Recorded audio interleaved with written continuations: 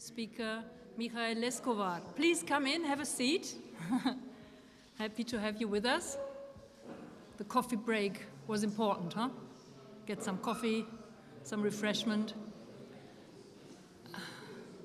Please come in. Okay, I will start introducing my guest, Michael Leskovar, next to me. He is a very experienced person, 18 years of experience in regional development institutions. And he is really an experienced chief executive officer with demonstrated history of working in the management consultancy, industry-skilled project portfolio management, strategic planning, you name it, business promotion, improvement, and a lot of transnational EU-funded research projects. He is involved in more than 20 EU-funded projects. He had been involved in more than 20 EU-funded projects. He has an extensive network of stakeholders in the different ecosystems. And since February this year, he works as business consultant and startup coach independently. He is a strong business development professional with a Bachelor of Science, focused in political science, political theory from the Faculty of Social Sciences. And his lecture now about the importance of responsible research and innovation in the smart domains is a bit different than in the program. The butterfly effect, you called it. The butterfly effect of smart domains concept starts on the regional level. So we are excited to listen to your presentation. Right, please.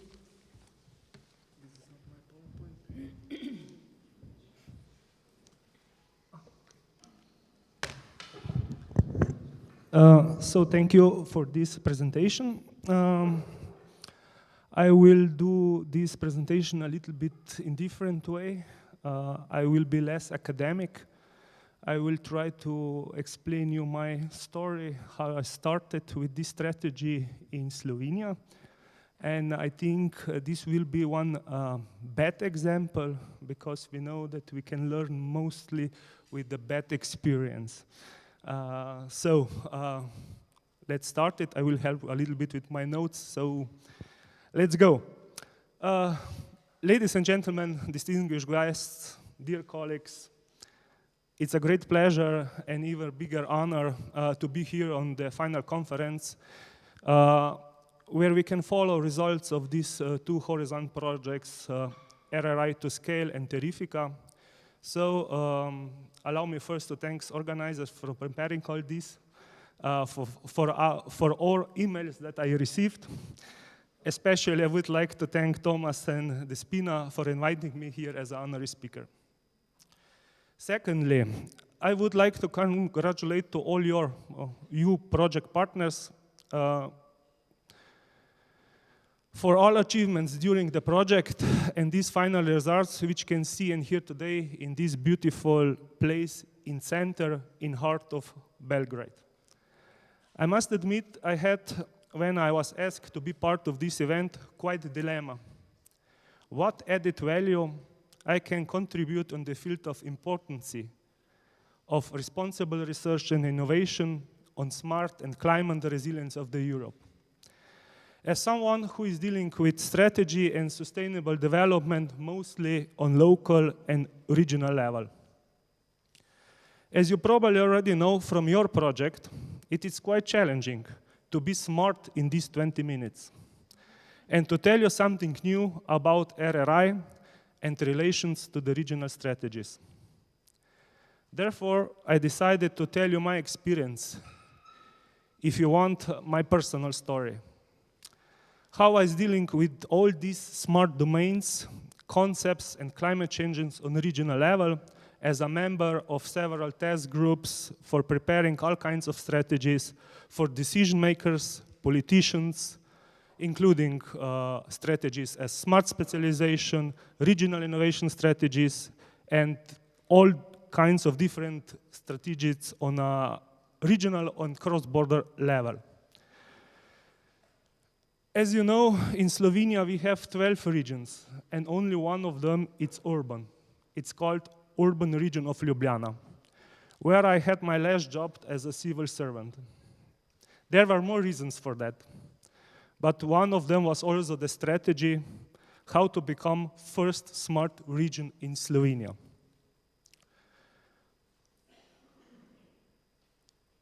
In urban region of Ljubljana, as you know, Ljubljana is the capital city of Slovenia. I was person in charge for this strategy as a basic for smart specialization of the region and everything what follows. So first task, when you're doing this kind of job, is to find and collect all available resources that you have in the region in terms of people, institution, knowledge, political power, political support, investments, and of course, natural resources. Of course, if region have them. So here we immediately start talking about interdependency, which increasing not on a global level, but also on regional or local. I'm talking about interdependency in the terms of social, economics issue, environmental policy, climate change, and so on and so on. The biggest issue, problem if you want, on local and regional level starts when you're trying to put your strategy in life. When you're trying to implement all measures, goals and action plans in practice. Why? First, if you don't have a political support, you cannot adopt the strategy. Secondly, if you don't have money, if you don't have enough financial resources, you cannot implement the strategy. Thirdly, if you don't have a knowledge, because regional pool of experts is limited, always, so you need before all smartness, the strategy how to attract the talents. But at the end, if you don't have enough natural resources, my experience is that you should be very careful when you're preparing such a strategy. As we say in Slovenia, you should write such a strategy with a shaking hand. And here starts my problem. Therefore, also my question, how smart can we be? I'm sure each region in Europe is dealing with the same question. And part of the answer definitely lies in responsible research and innovation. But I strongly believe RRI can only be a tool which help us to deal with all challenges which are in front of us, but not as a solution that will save us as society. Because if we want to progress as a society, we will need also to improve social innovations, not only technological one. And I believe technological innovations are already reaching their limits, helping society. For example, to deal with floods or with heavy storms. And now let's check how look this in practice. The most common way on a regional level when you start to prepare the strategy is that you should have to follow the strategies, objectives, and long-term goals at least on EU level.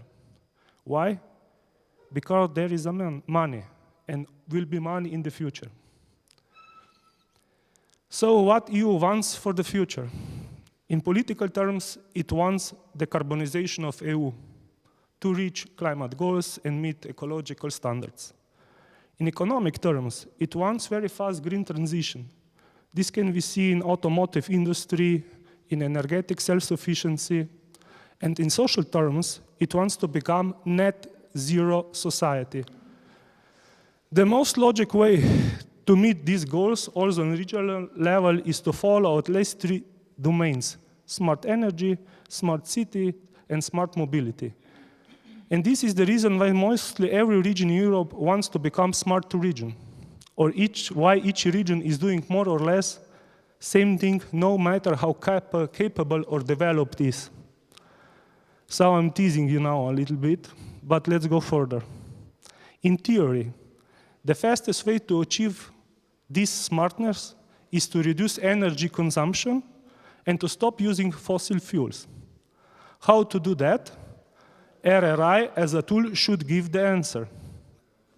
I truly believe that smart energy is the most important domain among those 3, because you cannot become a smart city or smart region, or you cannot have a smart mobility without smart energy.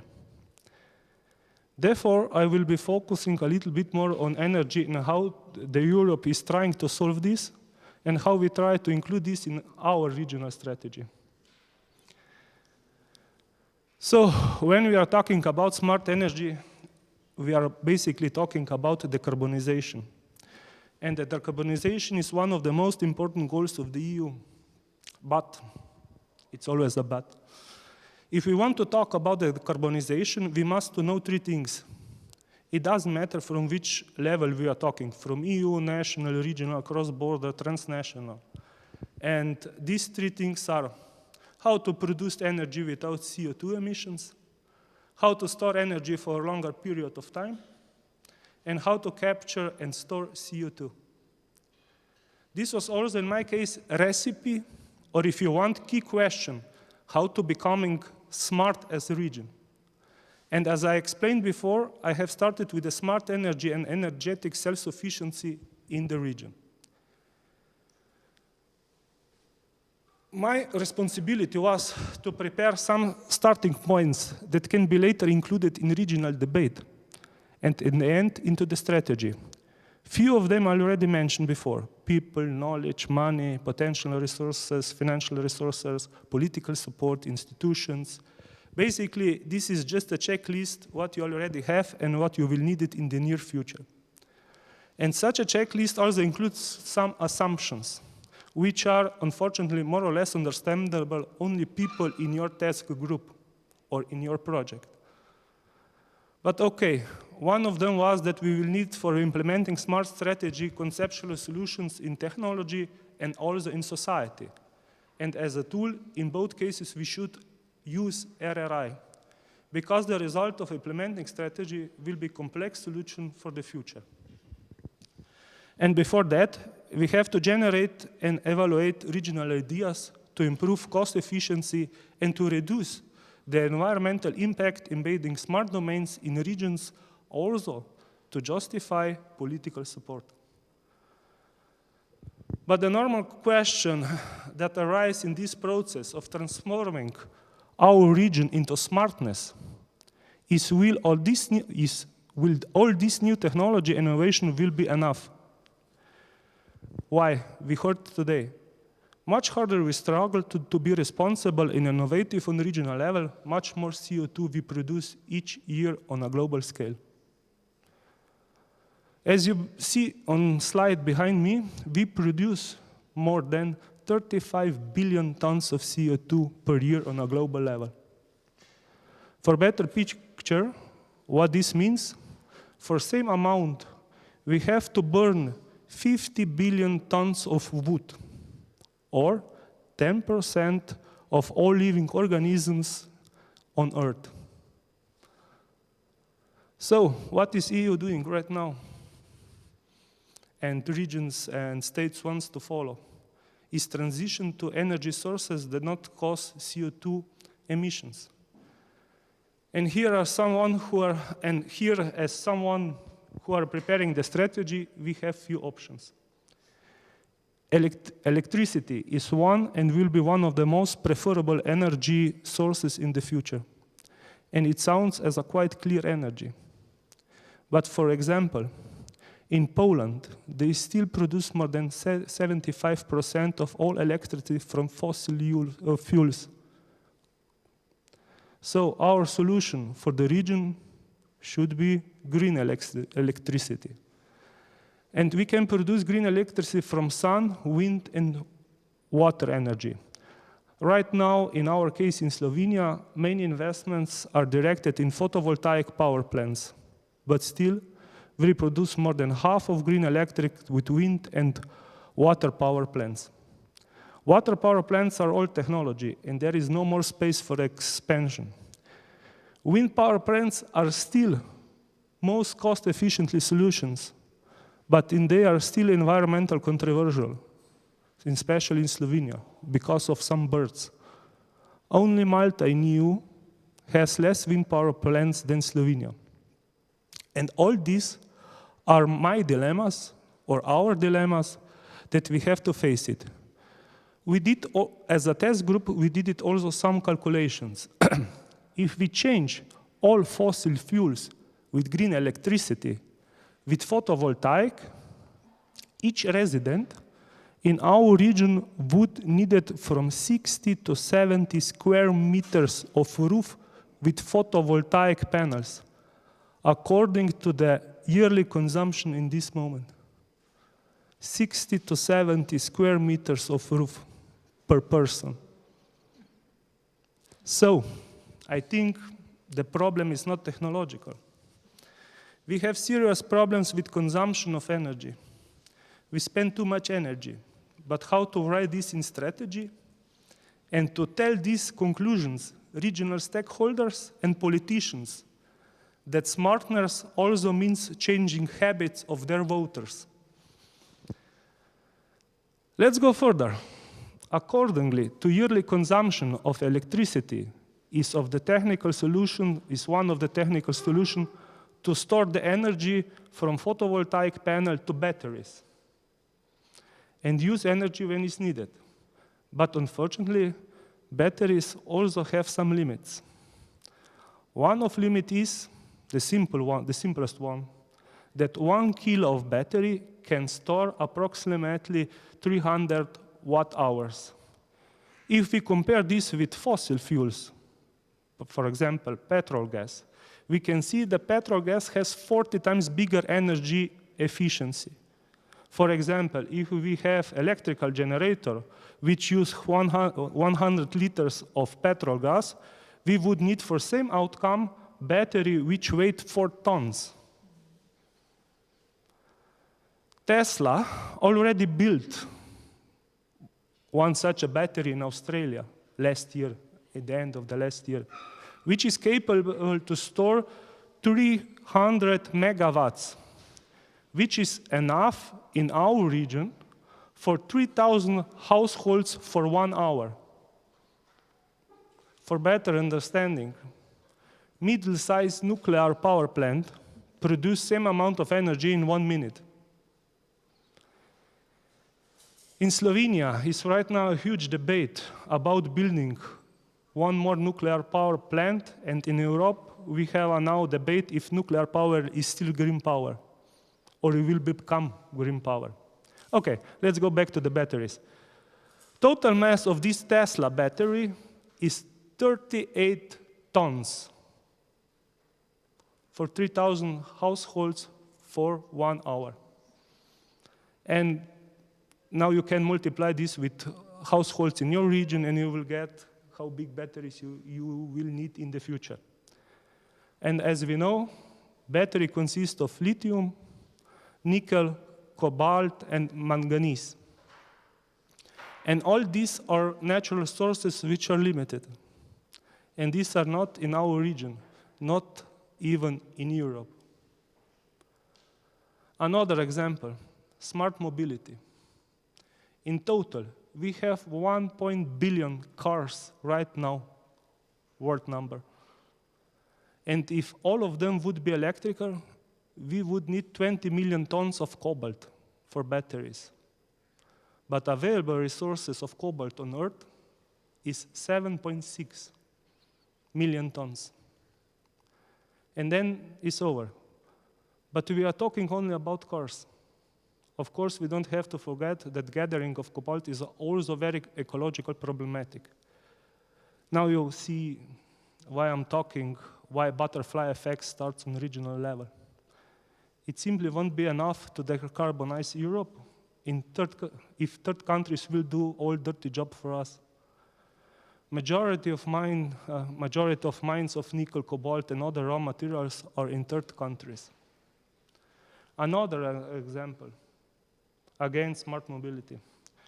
When you talk and present all these dilemmas and facts to your regional stakeholders, to your politicians, in my case in Slovenia, their normal response is, okay, Michael, forget green electricity, forget batteries, we will buy buses and trams on hydrogen, it's better. It's more future, it's more advanced, everything will be on hydrogen, and we will get some EU fund. I agree with them, but it depends how the hydrogen is produced.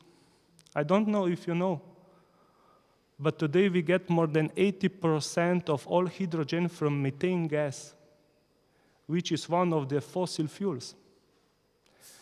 From where methane gas come, I don't have to explain.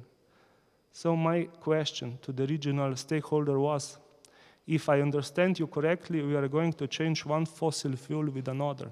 Is this smart? Of course, they were not very happy with my question, but otherwise, I wouldn't be here today with you. I agree, hydrogen is a good alternative, not only as an energy source, but also as a raw material for production of synthetic fuels from hydrocarbons. For example, this fuel can be later used for airplane because batteries are too heavy. In this case, hydrogen can be used as a reagent, or we can also use hydrogen as energy storage. We can chemically store energy from solar power plants. This process is well known as water electrolysis, where hydrogen is byproduct. Now you saw my few dilemmas at my previous work.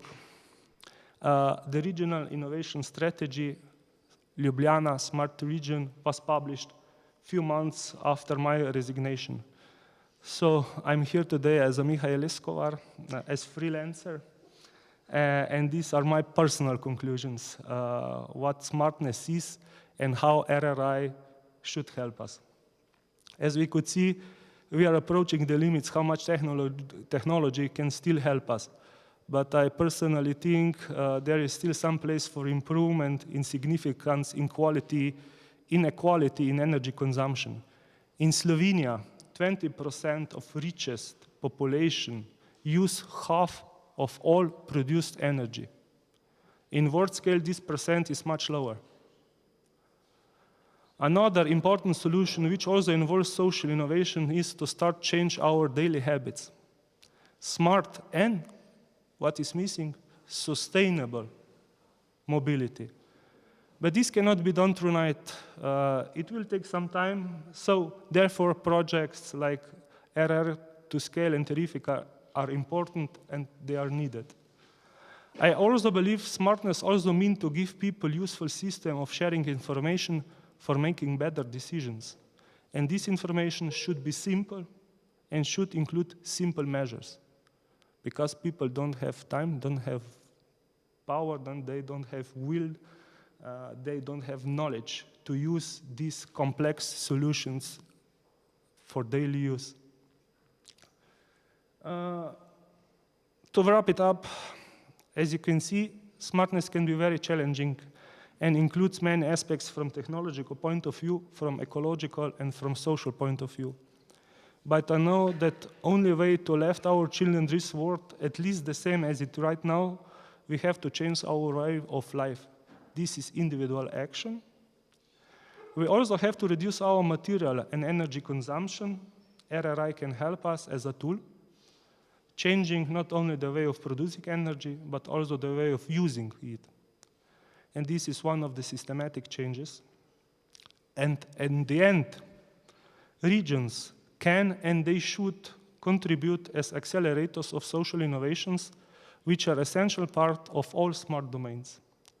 How to shift all this smartness into action in regions, it remains our common task and obligation. One short quote for ending this presentation: the interpretation remains on you as a homework. I wish you a successful conference today and successful work in the future. Thank you very much for your attention.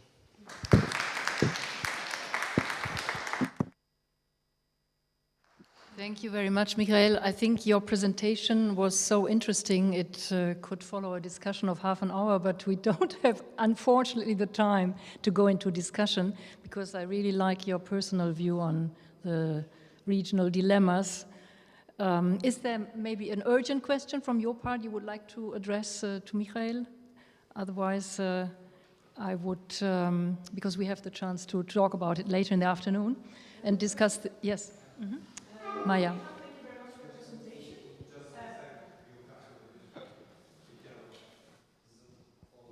Yes. Michael, thank you very much for your presentation. My name is Maya van den Berg and I'm coming from the Netherlands, part of the RRI2SCALE project. You were mentioning the European Commission one time as a source of permanent funding, but from your points of views and your lessons learned in Ljubljana, would you share any recommendations to the European Commission and especially to European projects? Now I have to be very diplomatic.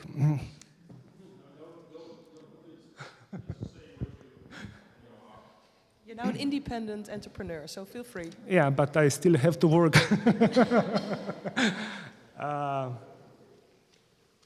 I think that we don't have time anymore for producing so many projects without smart outcomes. As we heard before, when project stops, everything stops. All solutions, all knowledge that we get from the projects stops. Why? Because we are looking for another funding. I think not all, but most of the projects, they are just looking for another financial contribution, some financial help, but results of these projects, most of them, I worked in many projects. This is also the reason why I quit with this job, because I didn't see any added value of these projects. And I think the European Commission should think once again what they want with all this money that is implement in so many strategies, in so many studies, but without any impact, because now from the regional aspect, regional stakeholders or regional politicians, they don't know what is the main goal of the EU, what they will do. They just want to get another elections. What I understand from your answer, it's really personal commitment that we need, huh? At least that. We have to really be empowered ourselves that we need to change the planet for better. And this gap between EU Commission and between the citizens or between the regions, it's increasing and increasing. Yeah. Actually, that's a good transition to our next speaker, Elena Hörndl, because she's presenting the work package of RRI2SCALE and talking about citizens' moral values. Elena? Where is Elena? She's virtually with us, of course, yeah. Behind. Hello, Elena. Pleased to see you. Hello, can you hear me? Yeah, it's a good... You can change that? Yeah, it's a good transition, the speech of Michael Leskovar. I'm going to introduce you, Elena, shortly. Yeah, thank you. You are a project manager at the Research and Innovation Management GmbH, which is a small and medium-sized company that plans and develops pioneering research and innovation projects.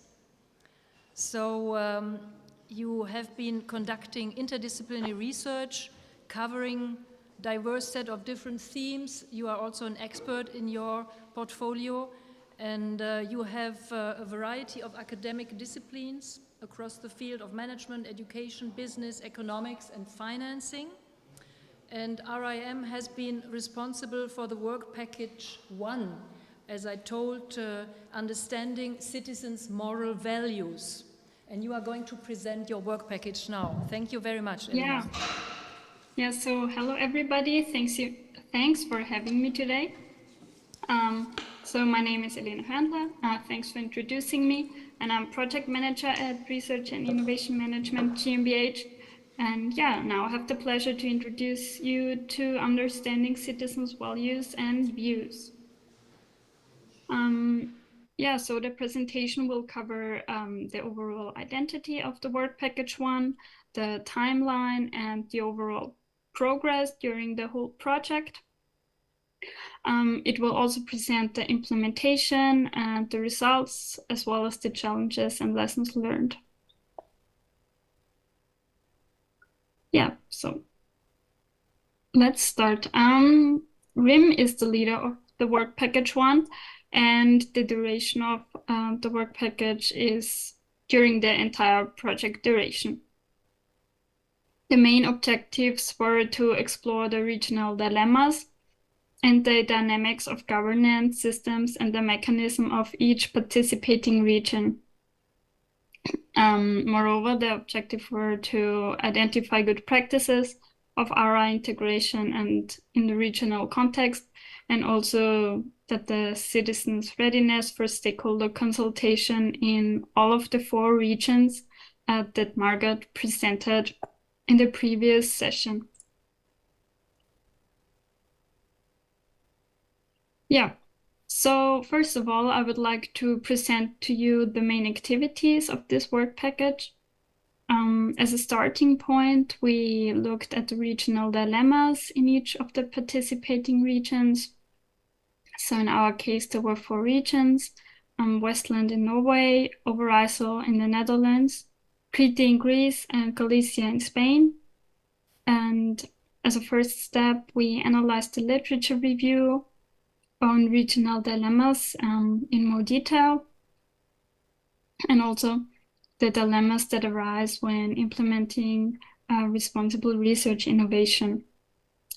In a second step, we then identified 12 good practices, how and what projects and different activities have already been implemented in each region.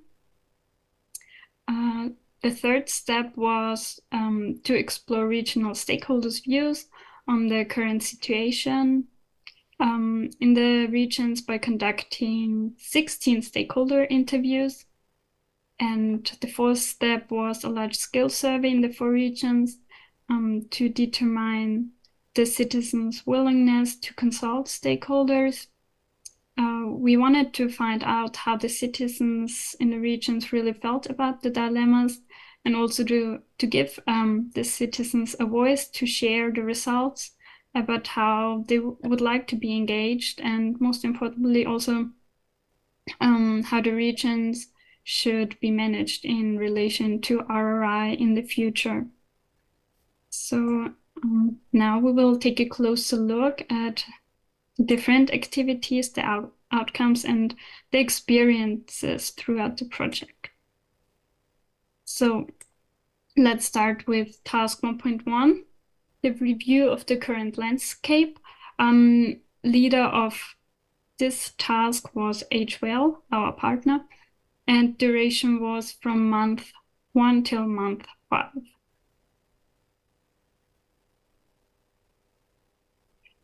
The first task focused on setting the scene and to getting to know the current RRI landscape in the 4 different pilot regions better. So in Galicia, in Westland, in Overijssel, and in Crete.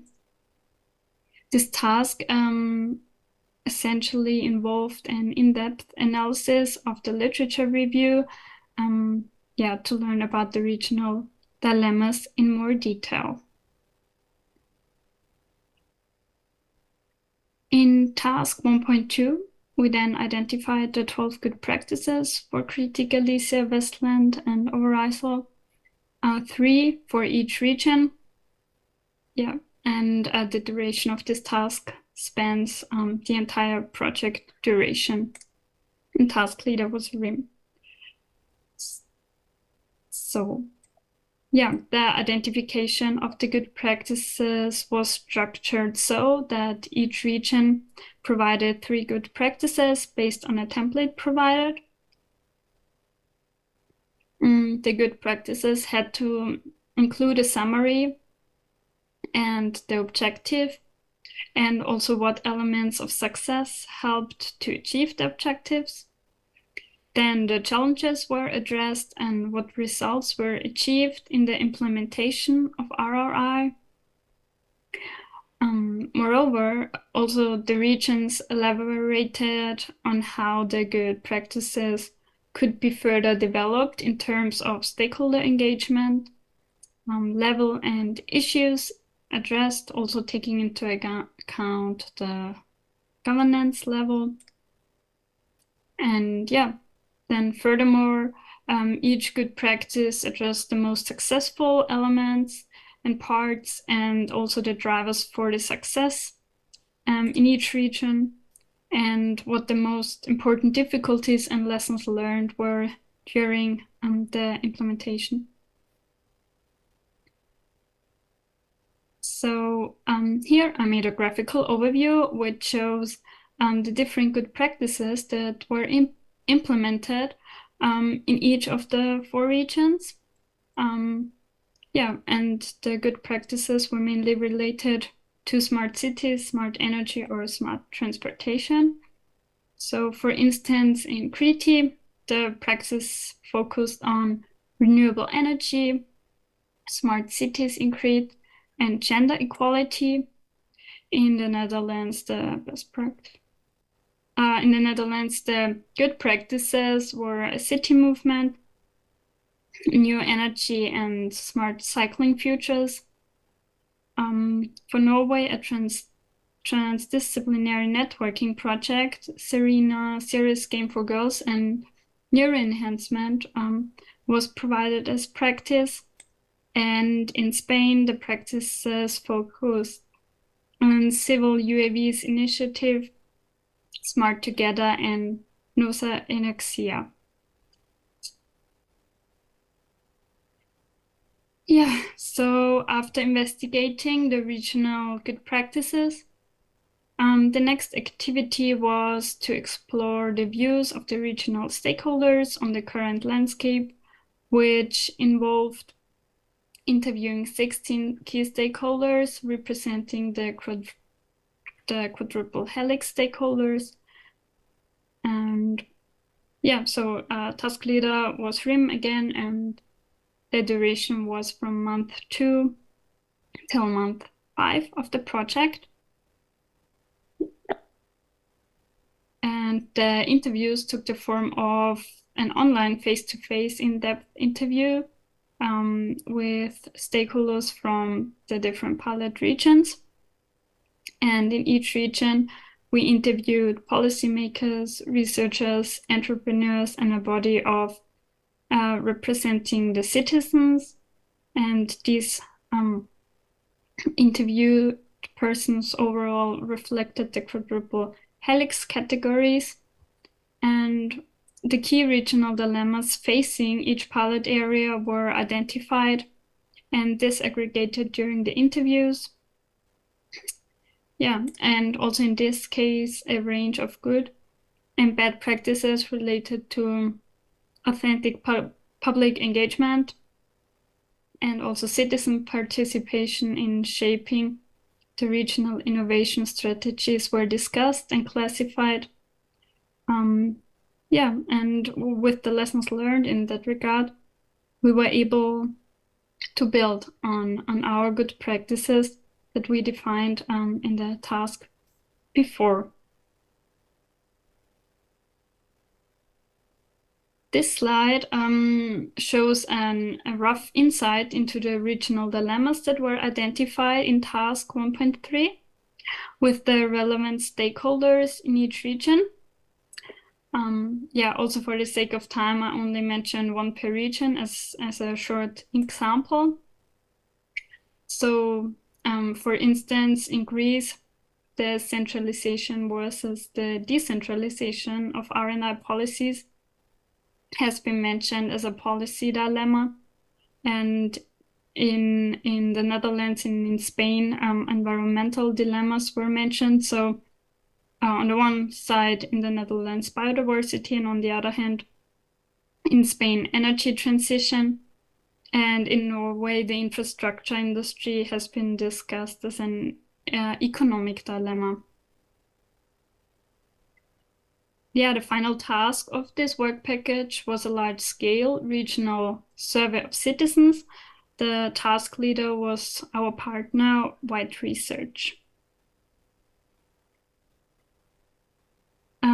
Yeah, so for the large-scale survey, the starting point was to conduct 4 different large-scale citizen surveys in each of the 4 regions.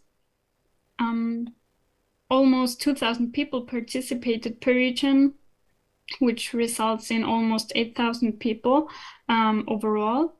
So the aim was to identify the citizens' views on 3 overarching themes, namely what are the priority areas in future regional development strategies, also what are potential trade-offs between regional innovation and societal challenges, and what is the level of public trust in local institutions and how to increase it.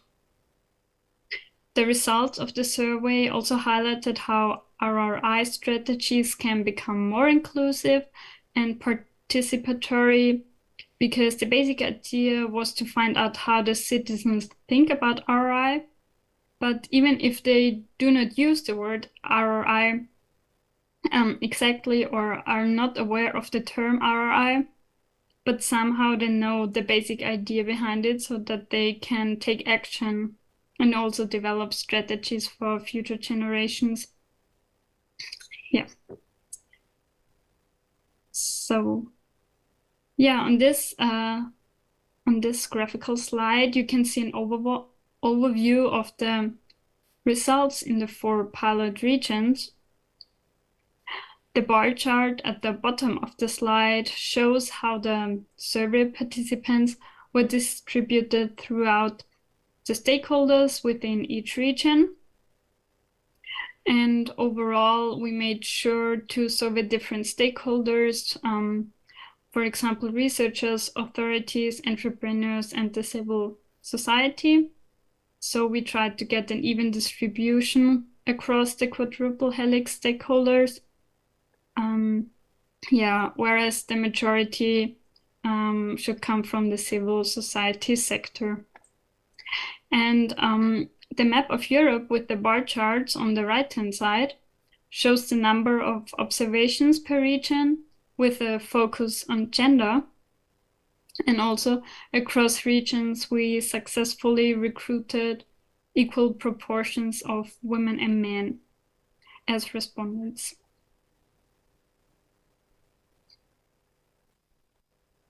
Yeah, so we managed to find out the priority areas for future regional development strategies. So we asked people about their preferences for where future investments should be made, whether to provide grants for research and innovation activities, to support the development of new technologies, to support the usage of renewable energy sources, also new easily accessed digital public services, and so on. And the participants could choose between low, medium, and high priority. And this table shows the total for each region in each situation surveyed. So the citizens' preferences on the priority areas differ across the regions, and smarter transport systems, upgrade of SMEs, and transition to renewable energy sources are areas that citizens from most regions strongly support. And also a high quality of life is a critical area in designing regional innovation strategies.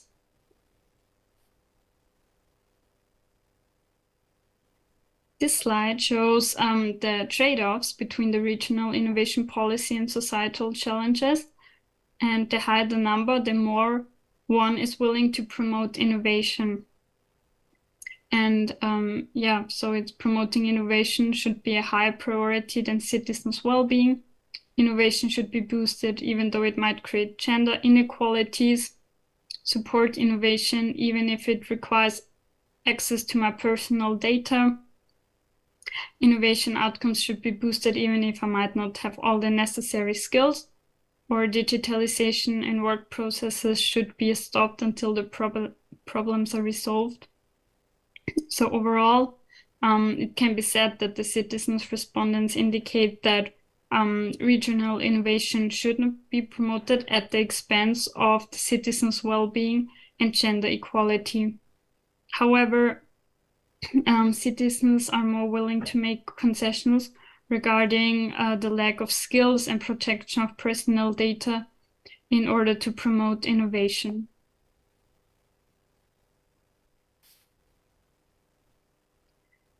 Yeah, and the respondents were also asked to get an impression of how participants want to be involved in different types of policies. And this graphical illustration shows that the involvement in the design and the evaluation of regional innovation policies is most popular among the respondents.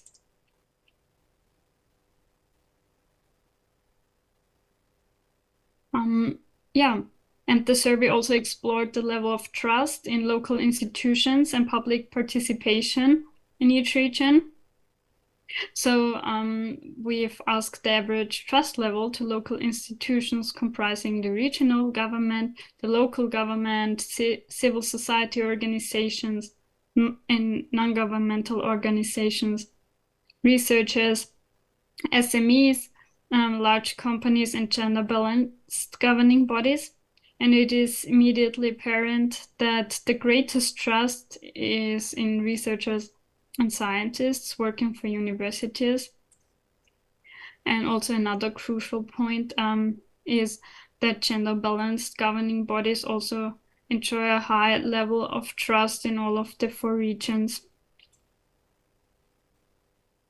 Yeah, and an important question similar to the one before, so how to further promote trust, and the suggestions were to assess the effects of innovation in an independent way, also to look at the effects of innovation from different angles, to clearly indicate which interests they have in innovation, and also to communicate in an open way about innovation.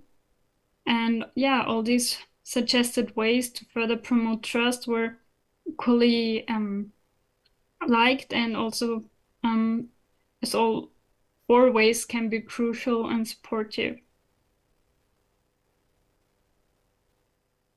Yeah, and then lastly, all the respondents were asked to what extent they would like to be involved in future public dialogues on smart cities, transport, and energy. And in the region of Galicia, they were also asked about the digitalization of industry and risk 3.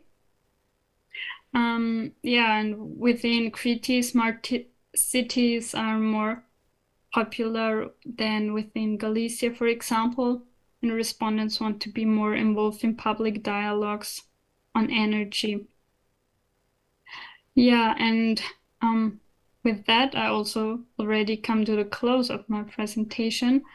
Yeah, I hope it has provided an enriching insight of how to understand citizens' values and views. And also in that regard, I also want to thank all our RRI2SCALE partners, which supported us across the different activities throughout the project. And yeah, thank you for your attention.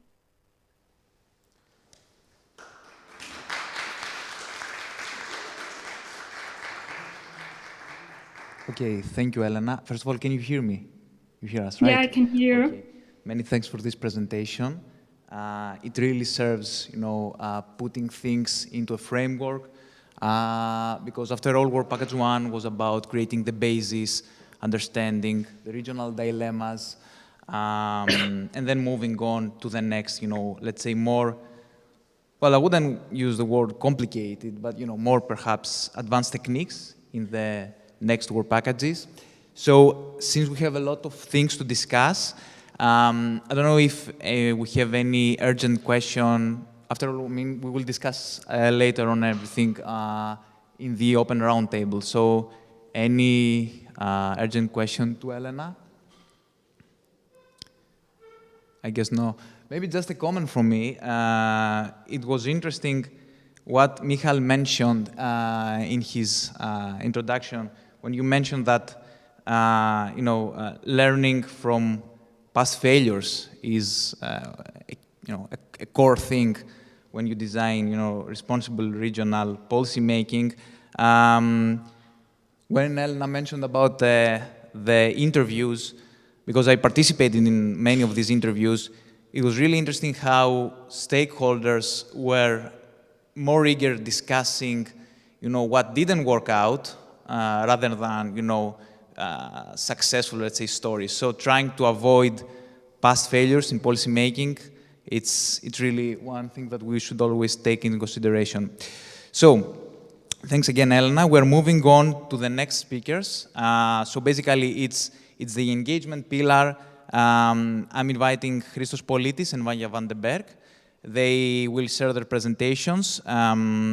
So we decided to, let's say, label this pillar as engagement, even though we were collecting data, more advanced techniques were used. So we had the foresight analysis, and then we had the scenario exploration system for the multi-stakeholder dialogues.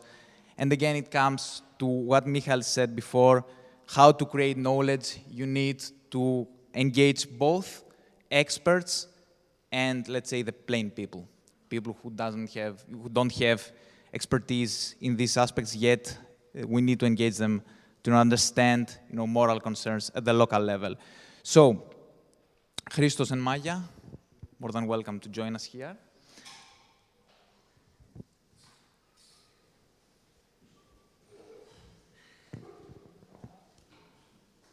Okay.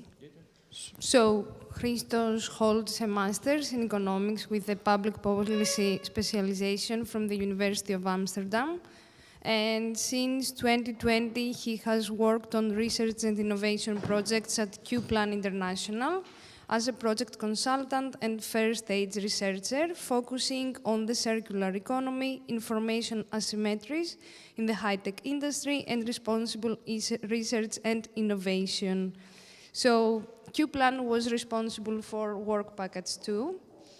Christos, the floor is yours to present the work package. So I will begin with this session and then Maya follows. But I will stand here because I also need to keep an eye on my presentation. The first thing we realized when designing this project was that strategic planning is hard. It's hard for regional authorities and is even harder when it is related to technological domains because as you can tell, the global context is ever-changing, but those technological sectors are even more fast-changing. Plus, regional authorities face the extra difficulty that the impact that these technologies will have on society are usually manifested after they are adopted. So, strategic planning on technological sectors is a real challenge for regional authorities. What they can do to improve the process of strategic planning, from our perspective, is to have some forecasting studies, studies that will help them manage this uncertainty, of course not by understanding for sure how the future will be, but at least mapping the actual futures that are the space within these actual futures may develop. In RRI2SCALE in particular, we suggest a methodology of forecasting studies, and in particular we suggest studying three main parts. The first part to study is megatrends. By megatrends, we mean some big and global trends, either social, technological, economical, or environmental. But overall, these are trends with a global,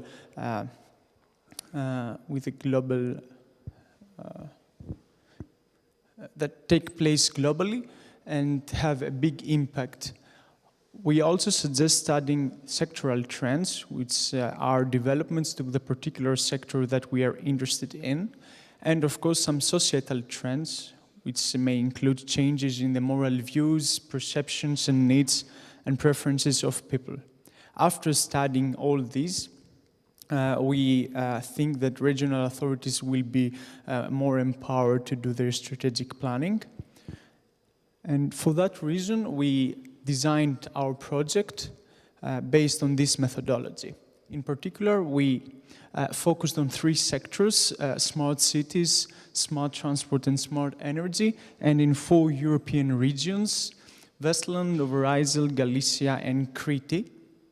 And the methodology was to study megatrends using literature review, the sectoral trends using the Delphi study, the societal trends using the technomoral scenarios, and after all, we had the final step of validating our scenarios and validating our approach through public deliberation. So my presentation and what you will see today is structured on those 4 key steps. We'll take each of those steps separately to see what we did and which are the main findings of our work. We started with the first one, the megatrends. We reviewed several related and recent publications and reports, and we came up with a list of megatrends that we see that will define the future.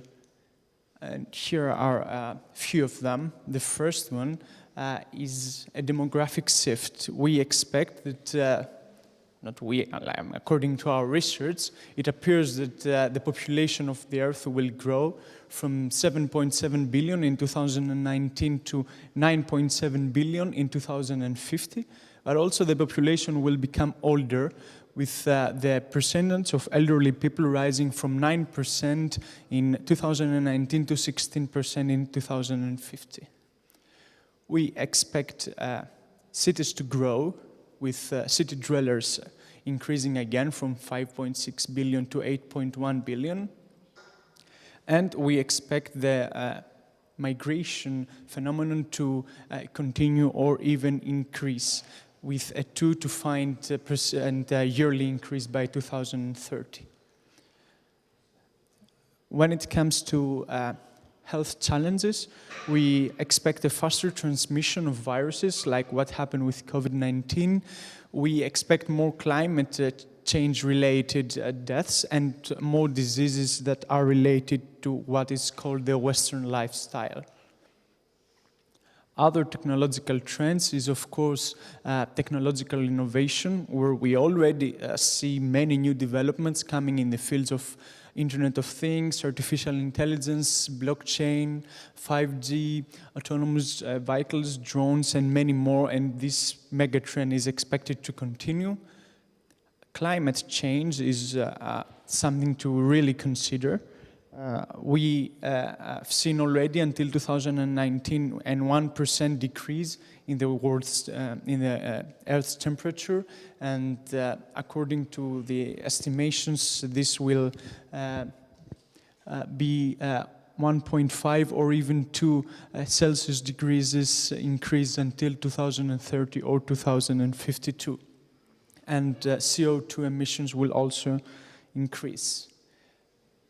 Many changes are also foreseen in the working environment, with new kinds of jobs, more flexible working arrangements, and of course education follows with a shift from obtaining a degree to developing skills and greater participation of adults in learning. These are a few megatrends that we identified through our research, and these are the megatrends that we based our the remaining of our study. The next step, as explained, are the sectoral trends, are trends that are related to the domains that we focused, meaning smart cities, energy, and transport. Here we perform a Delphi study, and a few words about it. Delphi study is a semi-quantitative forecasting method which initiates as an ordinary survey where we share a questionnaire with experts to convey their opinions on the topic discussed. What is different is that after collecting their opinion at the beginning, then the facilitator consolidates their opinions, and then returns these opinions to the participants individually. And during a second or any later round, experts have the opportunity to revise their viewpoints under the influence of the other participants' opinions. And the strong part of this method, why we actually selected it, is because we can see how the group opinion is formed, but also in a way that the respondents are not too much influenced by group thinking or by a few individuals who may talk the loudest in the meetings or have the most prestige. That is the Delphi study, and we based our research on sectoral trends on this method. An overview of our work is presented here. First, we review relevant and most recent literature on smart cities, transport, and energy. We used insights from that literature review to formulate 38 statements for a questionnaire. These statements are sentences about future developments, either drivers of change or trends or impacts of those changes that we want to investigate further. So we create a sentence that we insert in the questionnaire, and then in the later stages, we ask experts to say whether they think that statement is actually possible to take place in the future or not. So the next step was to recruit a panel of participants. All participants were experts in some digitalization sector like smart cities or in RRI. Then we performed the 2 rounds of Delphi that I explained to you before, with 180 participants in the first round and 88 participants in the second round. And we analyzed all the results to come up with some meaningful inclusions, which I will show you later. A few methodological facts. Here is an example of the statement. It makes an estimation about the future. It says policymakers will support the design and implementation of smart city initiatives. And we ask the experts to say if they agree or not about that statement, whether it will happen or not. Here is an example of the results we get. We see if most of them agree or not. And then we use those criteria to make an assessment of the results. If more than 70% of the experts agree or firmly agree that this statement is possible, then we say that we have majority agreement and we consider that statement as something highly possible to happen in the future. If less than 70%, above 50, but less than 70% of the experts agree on a statement, then we say we have majority disagreement and we consider that statement possible, but not very probable. And of course, there are some cases where we have bipolarity, and on that case is when respondents are equally divided over an issue. Using those criteria and all the results we got, finally, the 38 statements that we created lead us to those results. We had 18 statements where majority agreement occurred, 17 statements where majority disagreement happened, and 3 statements where bipolarity happened.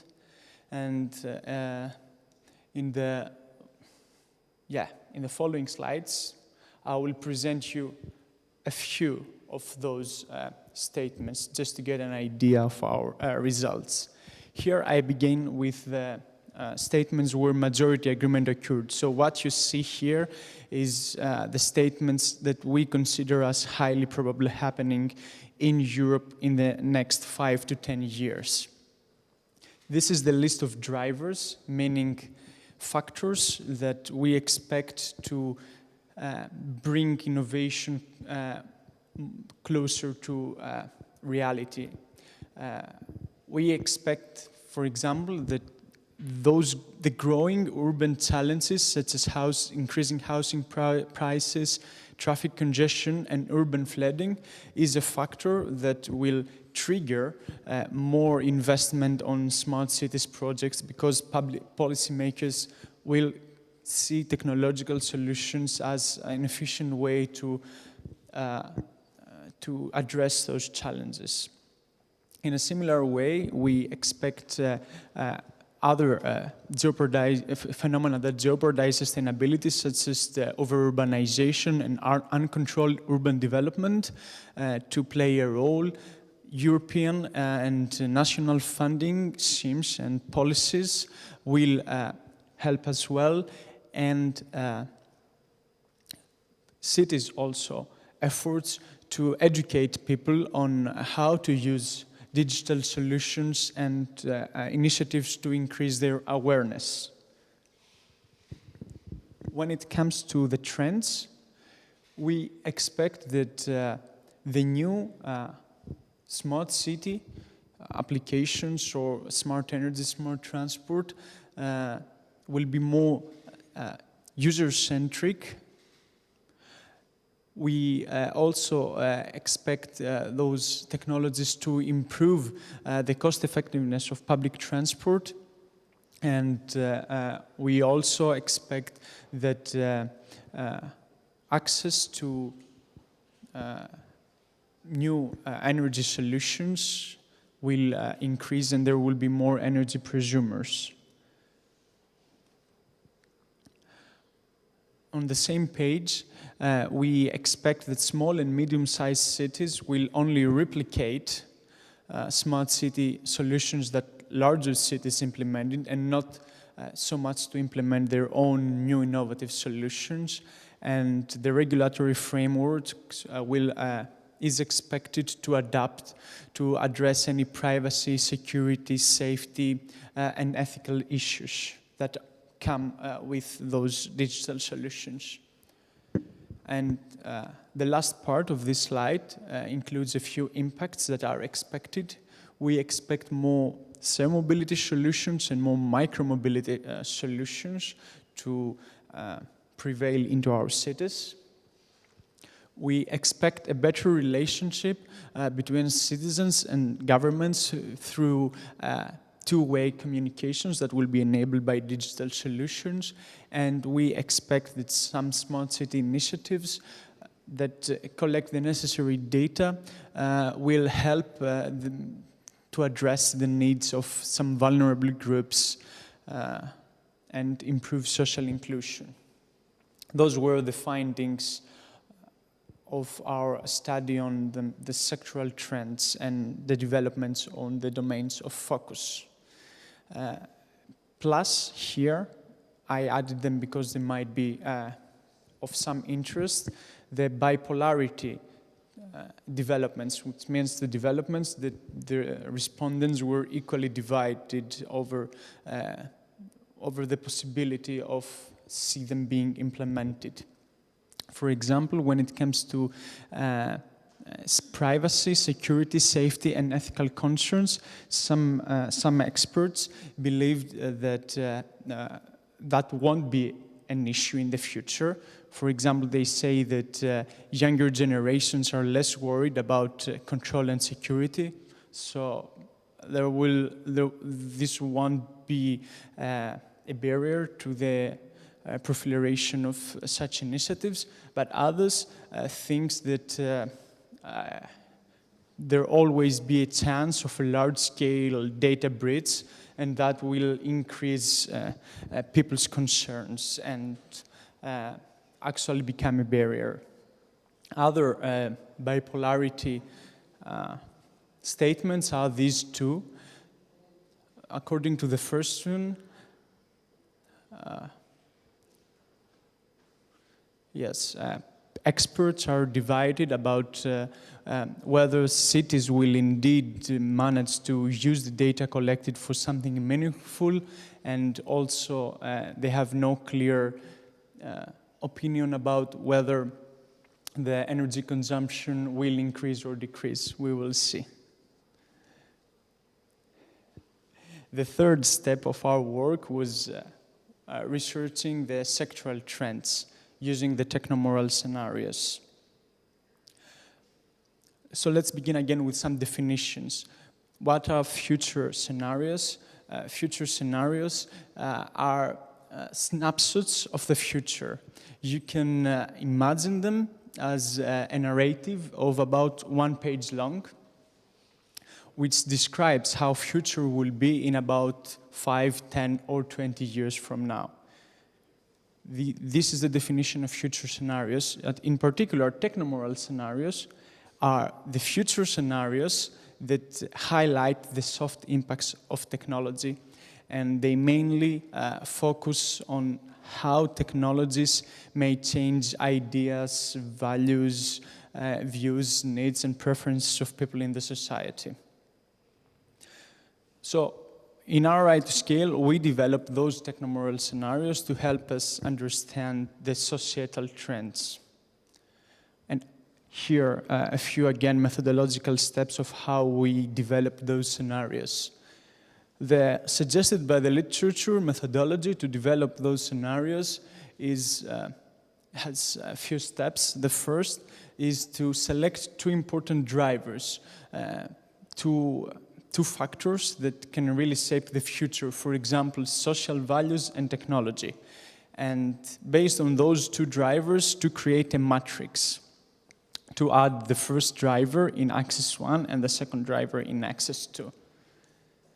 Then for each driver, you put the two contrasting aspects in the axis poles. For example, in the social value axis, on the one pole, we have a community, we have a society that is community-dominated, and on the other pole, we have a society which is more individually dominated, where people are more selfish, let's say. And in the other axis, we have a lagging adoption on one hand, and quick adoption of society to the new technological findings and developments. The fourth step is to use the 4 quadrants created to structure the different scenarios. For example, here in the first quadrant, we have a society, a scenario that depicts a region where a community, the community feeling is dominant on one hand, and the society adapts to technology. This adaptation is lagging. This way, you decide on the structure of the 4 scenarios, and what is missing is, after that step, is just to write the scenarios. And we do that first by considering and synthesizing all the previous findings about the megatrends and sectoral trends, plus we try to explain in writing the emotions, views, and controversies that technologies may bring. And for that reason, of course, the writer's imagination is also used. And we finally come up with what the technomoral scenarios are, 1 page long text describing how future will be under those assumptions. In RRI2SCALE in particular, we developed 2 contradicting scenarios for each of those domains. And the axis that we used was, from one hand, regional innovation, which can be either rigid or adaptive, and citizen participation, which can be either low or high. And after we developed the scenarios in RRI2SCALE based on those assumptions, we considered that it's very important to validate those scenarios and validate our approach now, until now. Why is so crucial to validate your approach? For for the simple reason that strategic planning follows. So before committing to any policy action, it's very important to validate those speculations about the future. So this validation is very important, and it's also very important to involve citizens in this validation, because you need to consider their perspectives and beliefs and aspirations. Plus, it appears to be a good way to raise awareness and engage the public as a first step here. So maybe later they can also be involved in the strategic planning process. For all these reasons, it's important to do it. And what we suggest, and what we actually did in RRI2SCALE, was to organize a scenario validation process where local citizens were invited to discuss, understand, and also say their opinions and oppose to those scenarios. What we did, again explained in steps, what we did in RRI2SCALE, was first to transform the scenarios we wrote, the scenarios which was text, to transform them into videos, because we thought that this way it will be more attractive to people. So we developed 3 videos of 5 minutes each, and each video presented the 2 contradicting scenarios for its focus domain. Afterwards, after we created the video, we invited local citizens to watch this video. Either we send them an email or we make some social media posts. I mean, the regional authorities made those posts to reach people. And the people who came along those posts or emails, they watched the video and they were invited to participate in an ongoing discussion by reading the comments below to those posts, and also make their own comments.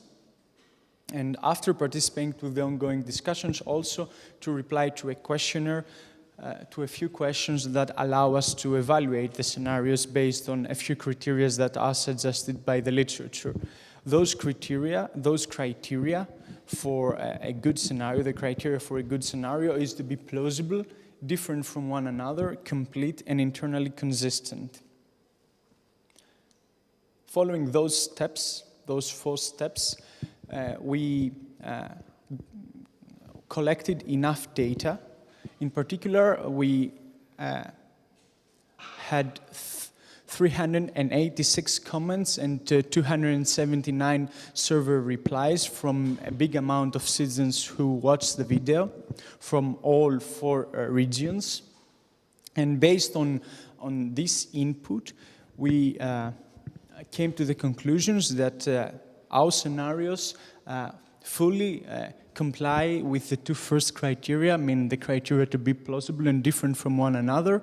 And about the other 2 criteria, again, there was no major deficiencies, but we received some good comments for improvements. For example, we made some additions on the citizens' future emotional state and health, about the employment and working conditions, and some intergenerational aspects. After all, we used those opinions to improve our scenarios. We came up with their final version, and then we gave those scenarios to the next step of the project.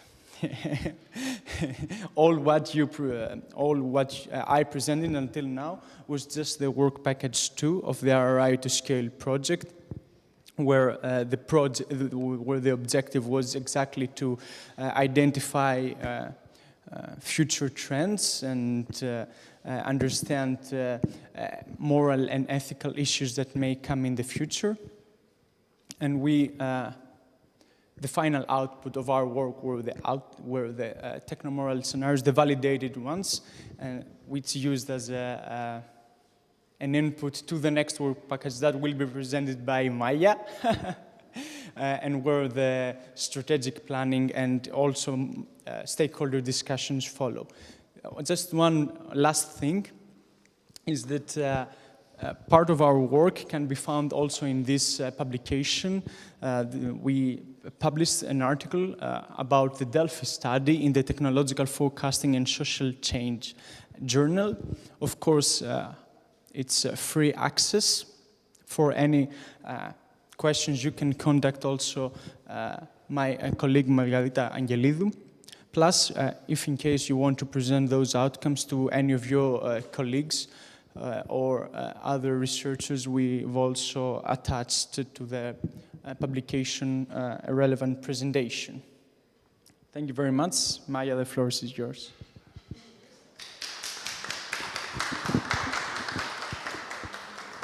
Okay. Thank you, Christos, for the interesting presentation and all the amazing work you have done. You will have the time for questions after Maya is completing her presentation. Just a few words about her. This is an experienced program and project management professional skilled in environmental awareness, policy analysis, and science. And she has a demonstrated history of working in the research industry, including a PhD on sustainable policy. And she's now presenting the work package 3 of RRI2SCALE. The floor is yours. If it works. Thank you very much. Thank you very much, Despina, for the nice introduction. Thank you very much, Christos, for making the true bridge between our work packages. That was very nice. Oops. Oh, this is not me. This is you. Okay. Fine.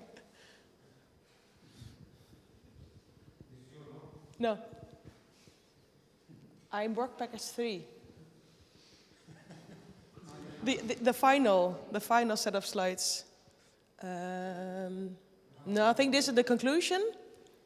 No, this is Christos.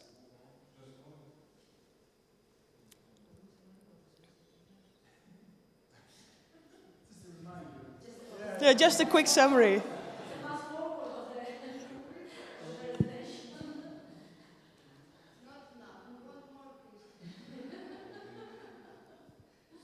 Yes, this is me.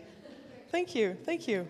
Well, me standing between the final bit of this RRI2SCALE part of the session and lunch, which will be next. I'll try to consume not too much time, so that we actually do have some time also for questions. But actually, my slides are, well, quite straightforward, doesn't contain too much. Well, it does contain information, but not so much, too much information. All right. What I will do is actually I'll be focusing on work package 3, which is about the dialogues that we have been organizing in and with the regions, the 4 regions. I'll be introducing that. I'll be also quickly introducing also how we have implemented that and what the results have been. And I'm going to share also a list of challenges and lessons learned, which is then food for work package 5, René. So that's after the break for you.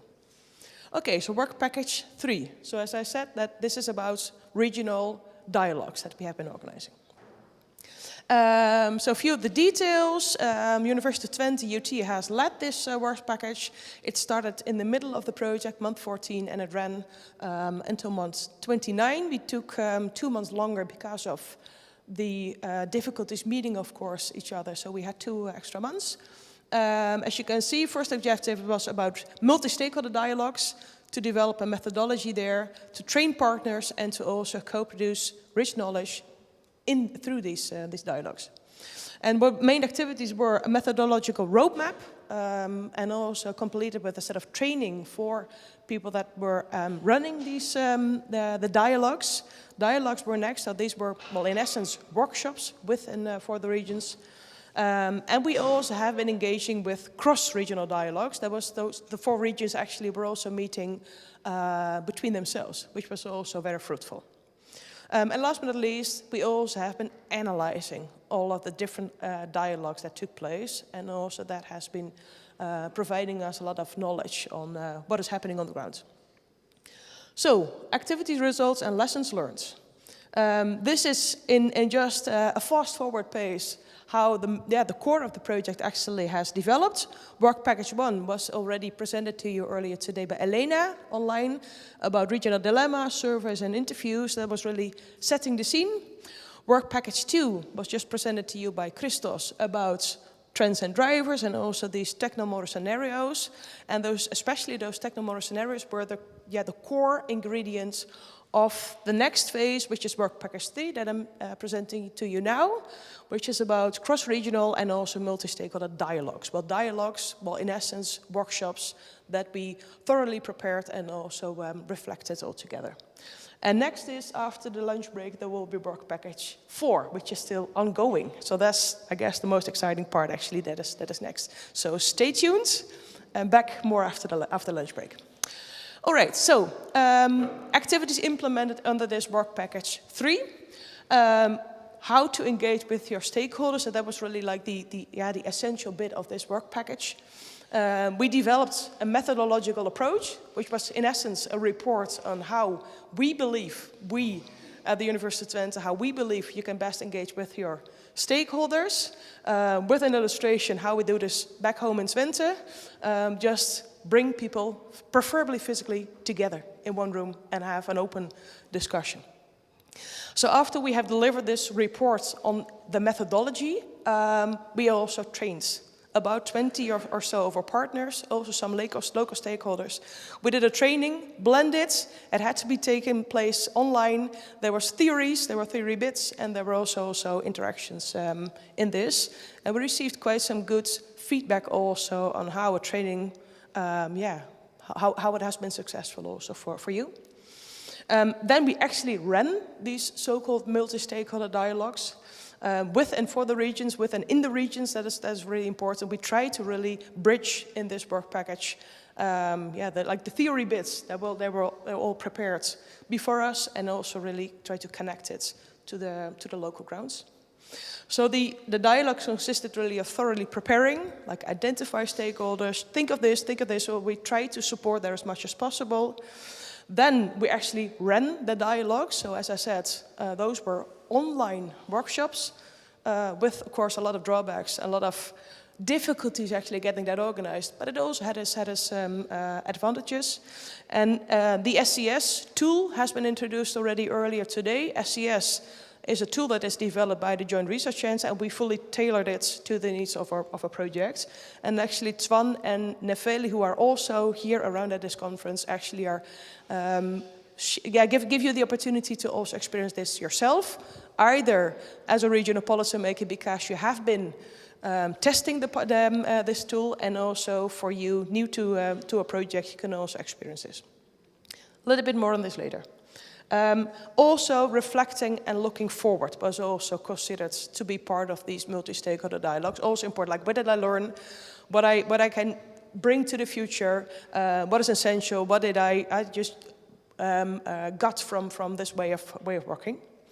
As I said, we also had cross-regional dialogues, so the 4 regions were also brought together to actually fully exchange among themselves without too much interference of the other partners, to collectively learn and share lessons. And last but not least, we analyzed both these 2 types of dialogues altogether, and that came with conclusions to be taken on by the following task and work packages. All right, so some of the key results. We have been able to, test or run or develop a couple of tools that I think are also relevant for those joining this meeting also outside of the RRI2SCALE project. We have a training that you can take on. We call it responsible futuring. So how to make sure that with your stakeholders you can together work on your future preferred regional future. We also have this interactive tool, the SCS, that was tailor-made, that allows you to explore scenarios. And in our project, we especially did this on these technomodal scenarios that were prepared in the work package 2. So these regional and cross-case dialogues also have been done. Like the format is there. It's also it can be exploited also outside of the project. And we generated building blocks 4 research and innovation roadmaps and agenda that are at the core of work package 4 that is next. And in between brackets, like we did also a lot of, because of the whole COVID situation, we did a lot of visualizations. So we made infographics, we made a lot of mural, so reflection boards also, and also for the dialogues, we also all put that online, so that's all fully accessible. And we had fun also, as you can see in the picture. So just an example of how these visual materials also look like. So here's the training guides that we made. We made reflection boards like these, so you can actually, when together online, we could actually use a tool like this, just to also capture really insights that were shared during sessions. And we still like to use this a lot also now in our physical sessions, because actually you're capable of just collecting insights all together and reflect on that. So just for you, like this material is all available. This looks funny, but okay, it's a bit different than I prepared it. Nevertheless, here are all the highlights I could think of, the key challenges and lessons learned that are relevant for ourselves as a consortium, coming from Work Package 3, but in particular to Work Package 4 and 5 that are still also working on our lessons learned, but also just some insights. And I'm taking out, and I know that I can point here, I'm taking out a couple, because what I feel very much is when engaging with stakeholders, I'm trying to point there, when engaging with stakeholders, what we feel very much is that we should think of the stakeholders, like make something or generate something that's relevant for them. Do not only think so much about ourselves, but really also try to position ourselves in their shoes. Focus on responsibilities. We heard it also in the morning, like we all have in a way responsibility. Well, make sure also that people have the possibility to take up that responsibility. Be consistent in concept and tools. What we have seen in the RRI2SCALE projects, that, well, we have an academic bit of the consortium and we have a practice-driven bit. And, well, to actually be consistent that we fully understand each other through visualization, through words also, but also concepts. That has been quite a challenge. And I think it's all our responsibility to make sure that we're consistent there, that we use the same words, they have the same interpretations, and that we just move on with those concepts as we are working together. And this is actually a quote that I took from you to make sure that we do not over-ask one another, and just make sure also that we have full knowledge of, in our case, the involvement of regions, that from the start we can, well, a little bit sketch on what we expect that your involvement will be. So Marta, it was actually you that you at one point in a meeting said, like, I wish I would have started a focus group just from the start of the project. Well, I think this is an essential lesson that should be shared here in the room, but also outside of our consortium. Make sure that we have an understanding what it actually means when you start engaging in a project as a regional authority. Well, consortium needs, as I said, well, common understanding, also mutual learning. Make sure that we are learning and sharing our lessons learned as we're working together. And also that we are trying to bridge as much as possible the bridge, the divide between theory and practice, because actually what, Joost, this is your quote, RRI does not exist in reality. So if we're working on this and there's all the concept that we're sharing all the time about RRI-driven policies, well, if it doesn't really exist in policy, well, why actually refer to it all the time? And I guess, well, so the SES experience, I'm going to tell you a little bit afterwards, after this slide. We have had a very interesting discussion with actually all of the 4 regions in a project. We were trying to, I guess, seduce the regional policymakers to have real people at the table, to actually in this, well, it's a simulation, like just invite a couple of people that you know, but that are coming from other sectors. And well, some regions manage, some regions that did really manage to actually have this going. Also because of the fact, like, well, I can also over-ask my stakeholders, so be aware of that. But a question like, do you want to have like real stakeholder people involved, or maybe just insiders, so you can still, well, keep it a little bit closer to your own realities? Well, SES allows simulation and allows role play. So I think it's a decision, and it has been good just to also have insiders at the table. There is also a line here, but I can hardly read it. Exploring trends and perspectives, so that also together with your stakeholders, it's important just to not only bring the theory on them, but also just make sure that you have a common understanding of the trends and perspectives for your region. And what we actually added to our SCS experience is to also reflect on your role in responsible innovation. So what can you do yourself as a stakeholder, or maybe as an insider policymaker, what can you do yourself? And I suggest, Said and René, that you look at my list here, but it has been designed in a better way than it looks now. But just I try to think of lessons that come from Work Package 3.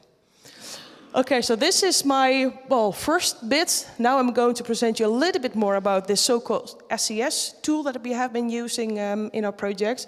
Just before we dive into Mural, I'm just going to click one further, and that is the fact that we have been able to, thanks to Thomas and Despina, to have an additional, track to the program today to allow you to experience actually how we have been, tailoring this SCS tool within the context of RRI2SCALE. So there has been, at the moment, there is the first, interactive workshop taking place at the attic, where we also will be having lunch.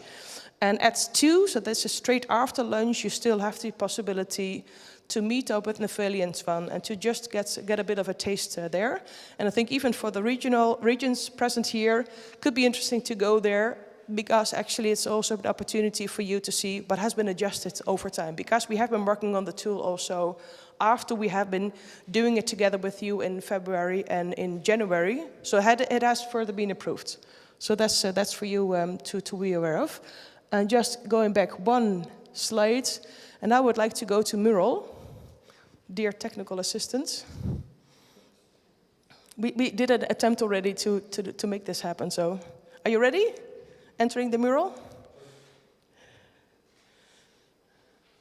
So Mural is an online whiteboard tool that we have used to bring the SCS tool into a digital way of working. Yeah, so if you go to what is SCS? The first one?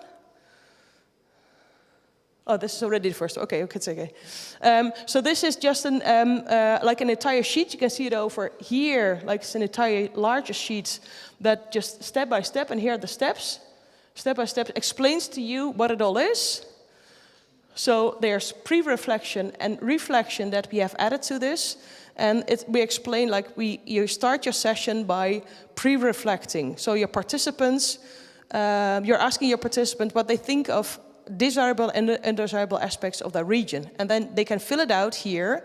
This is, of course, fully made online, but you can also do this in a physical session and ask your regional stakeholders. I mean, there can be many, there can be just a couple, can just be close colleagues, can even be your neighbor or your best friends.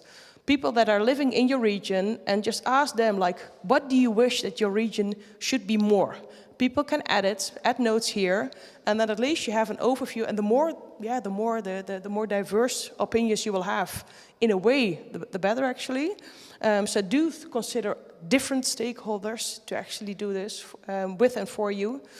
And then you have a basic understanding of what the opinions are, or the ideas are, the desires are, just within your room, so that people have an understanding of you have an understanding, and also you among each other have an understanding of what you wish that your region should be in the future.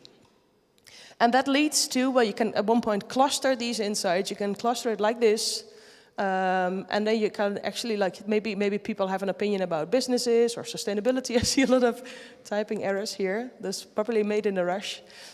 So just like this is just, it generates knowledge, but you start by just having plain cards here. You just have an open question and just involve them and just be very open and general here. Next step, please. So this is how the boards actually look like, because there's preparations and there's reflection, but there's also, in a way, it's also a board game. And we made it into an online version, but as you can see upstairs, we also turn it into a physical board game.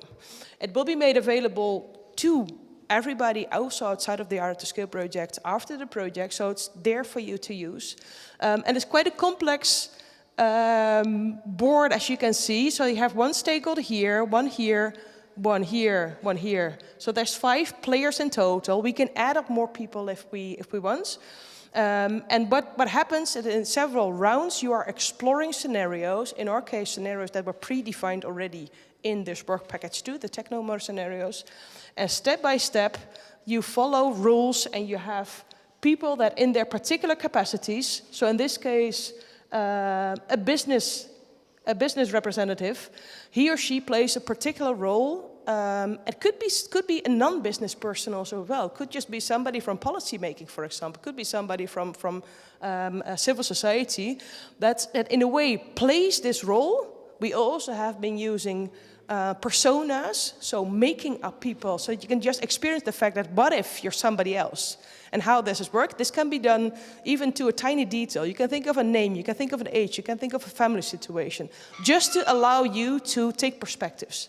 And then step by step, you're exploring scenarios, and also you're exploring different time horizons. So here's today, here's 3 years from now, and here's 5 years from now, and step by step, you are exploring futures for your region. This in total will take, running all of this, will take about 4 hours. 4 hours, which of course is a very long time. We have been able to do it with a few of you. We haven't been able to actually do it in full. Sometimes we had to really narrow down either the number of horizons or the number of scenarios, just because time did not allow to be with you together for 4 hours in a row. So also today in our experience, you will have only, 75 minutes of a sort of a mini version of it. Students really were having huge difficulties narrowing down just the dynamics also. So when I was challenging, like, we cannot spend 4 hours together, I would like you to bring it down to 45 minutes. They had to sacrifice so many elements of this board, which, well, sometimes were just too difficult for them to handle. So 75 minutes is the bare minimum. We have been trying also, the Spina, Thomas, to do it in 45 minutes even, remember? That's risky, because people also, I don't know, have to get used to the fact that they're in a room playing a particular role, maybe be themselves, and just also to get more comfortable. So we did a lot of experiences here, so we'd really also like to invite you to join us here. Feel free also, if today is not impossible, because of course we already are in parallel tracks. Feel free to contact us and to, I don't know, exchange ideas on this. We're more than happy to also organize sessions ourselves with you all together. We're even discussing also the possibility of doing this beyond the project. So after RRI2SCALE is no longer there. So that's all work in progress still. I took a couple of bookmarks also for you just to take home, so that you can still contact us if you want. And I guess this then finalizes my presentation. Thank you very much. You can close it, yes.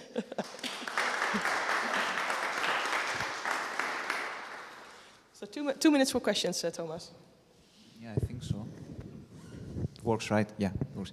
Yeah, we are perfect on time regarding the presentations. Okay, no much time for questions. I don't know if you have any urgent question. Yeah, Titke. You need them. Thank you. This was really nice. I'll say it again. This was really nice. I'm very impressed. I have a question about these stakeholders. Did you run into problems? Did they feel engaged?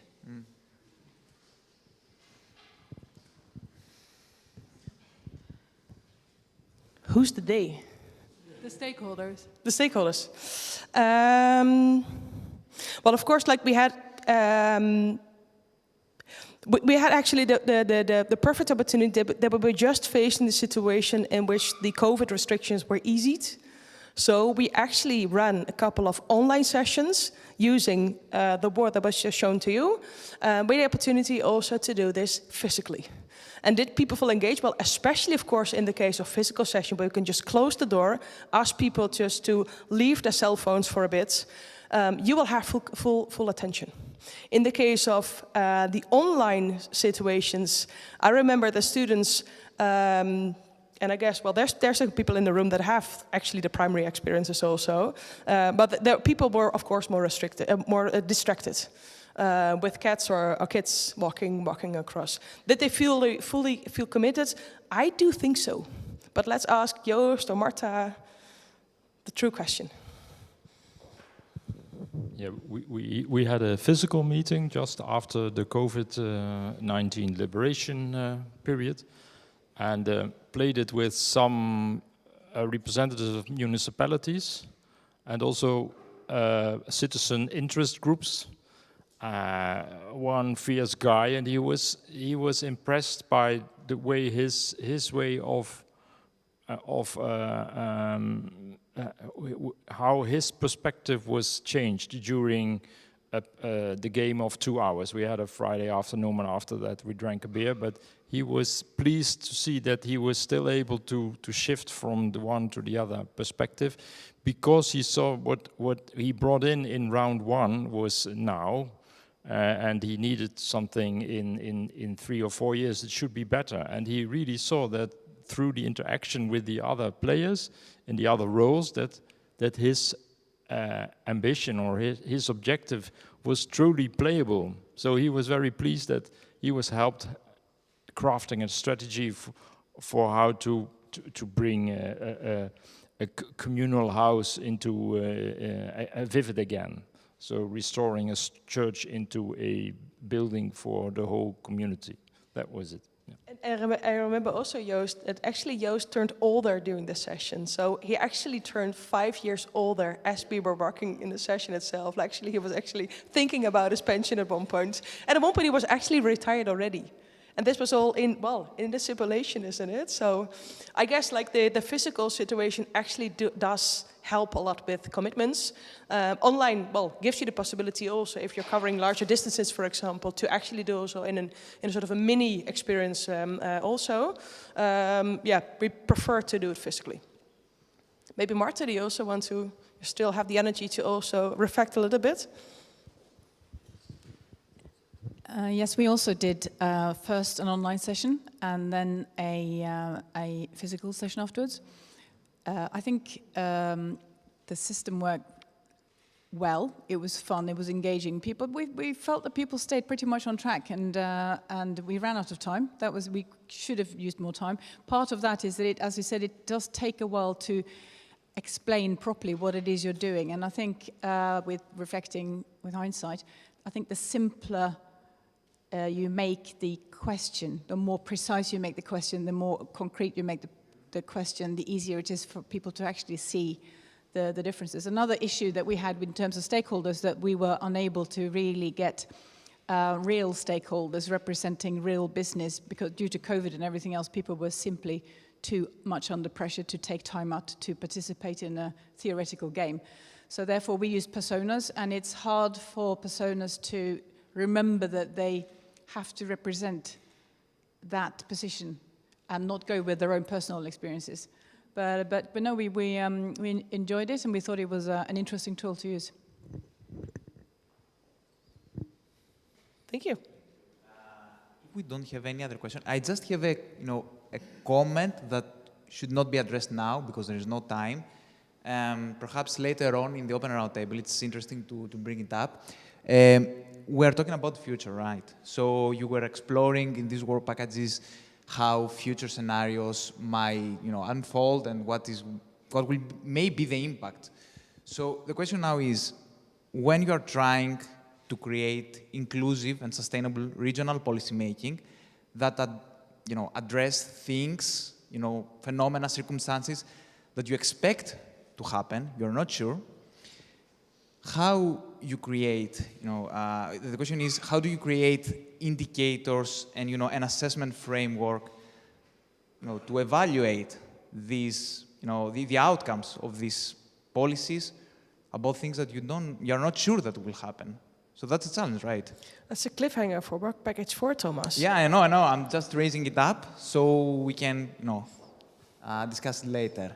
Okay, good. Now, we're having our lunch, so lunch break for about, for an hour. It is served at the attic, so we are then resuming, for work package 4.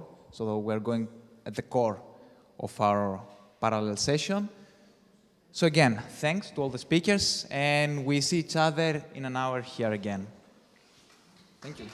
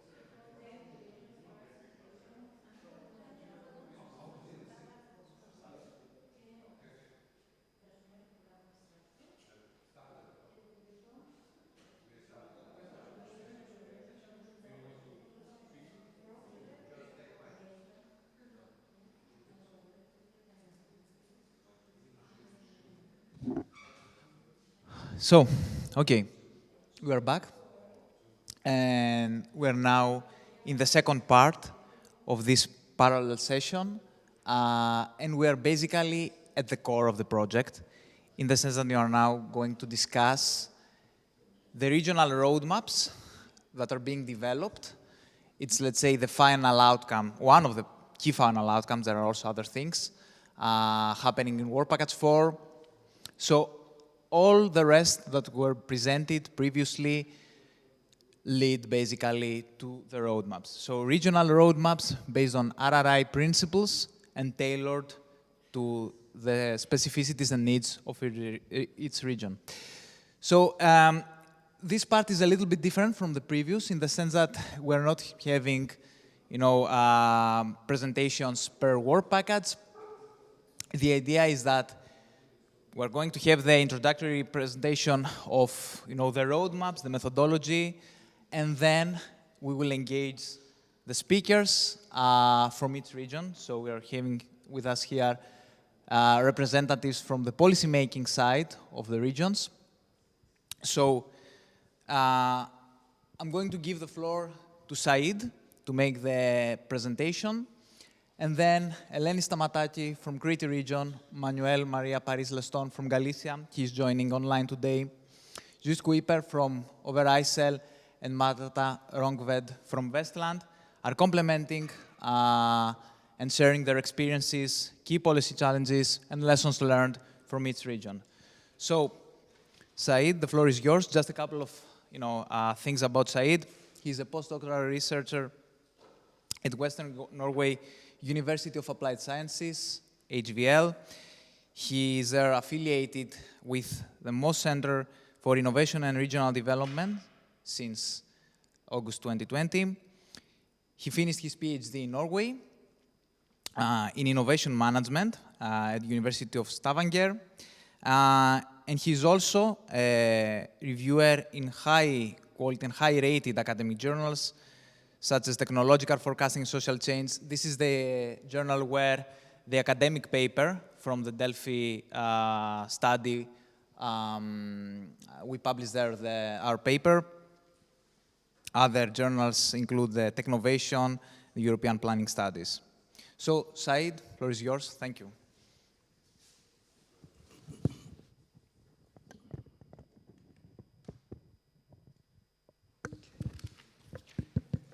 Thank you very much, Thomas, and very welcome everybody to this part of our parallel sessions. And yeah, as Thomas mentioned and Maya mentioned, so the fourth work package in RRI2SCALE basically constitutes one of the key stages in this project where we basically aim to reap the results or what we have learned in this project and see how this can in practice help the pilot regions in the project to basically embed RRI approach and principles in a more integral way in their strategy making practices.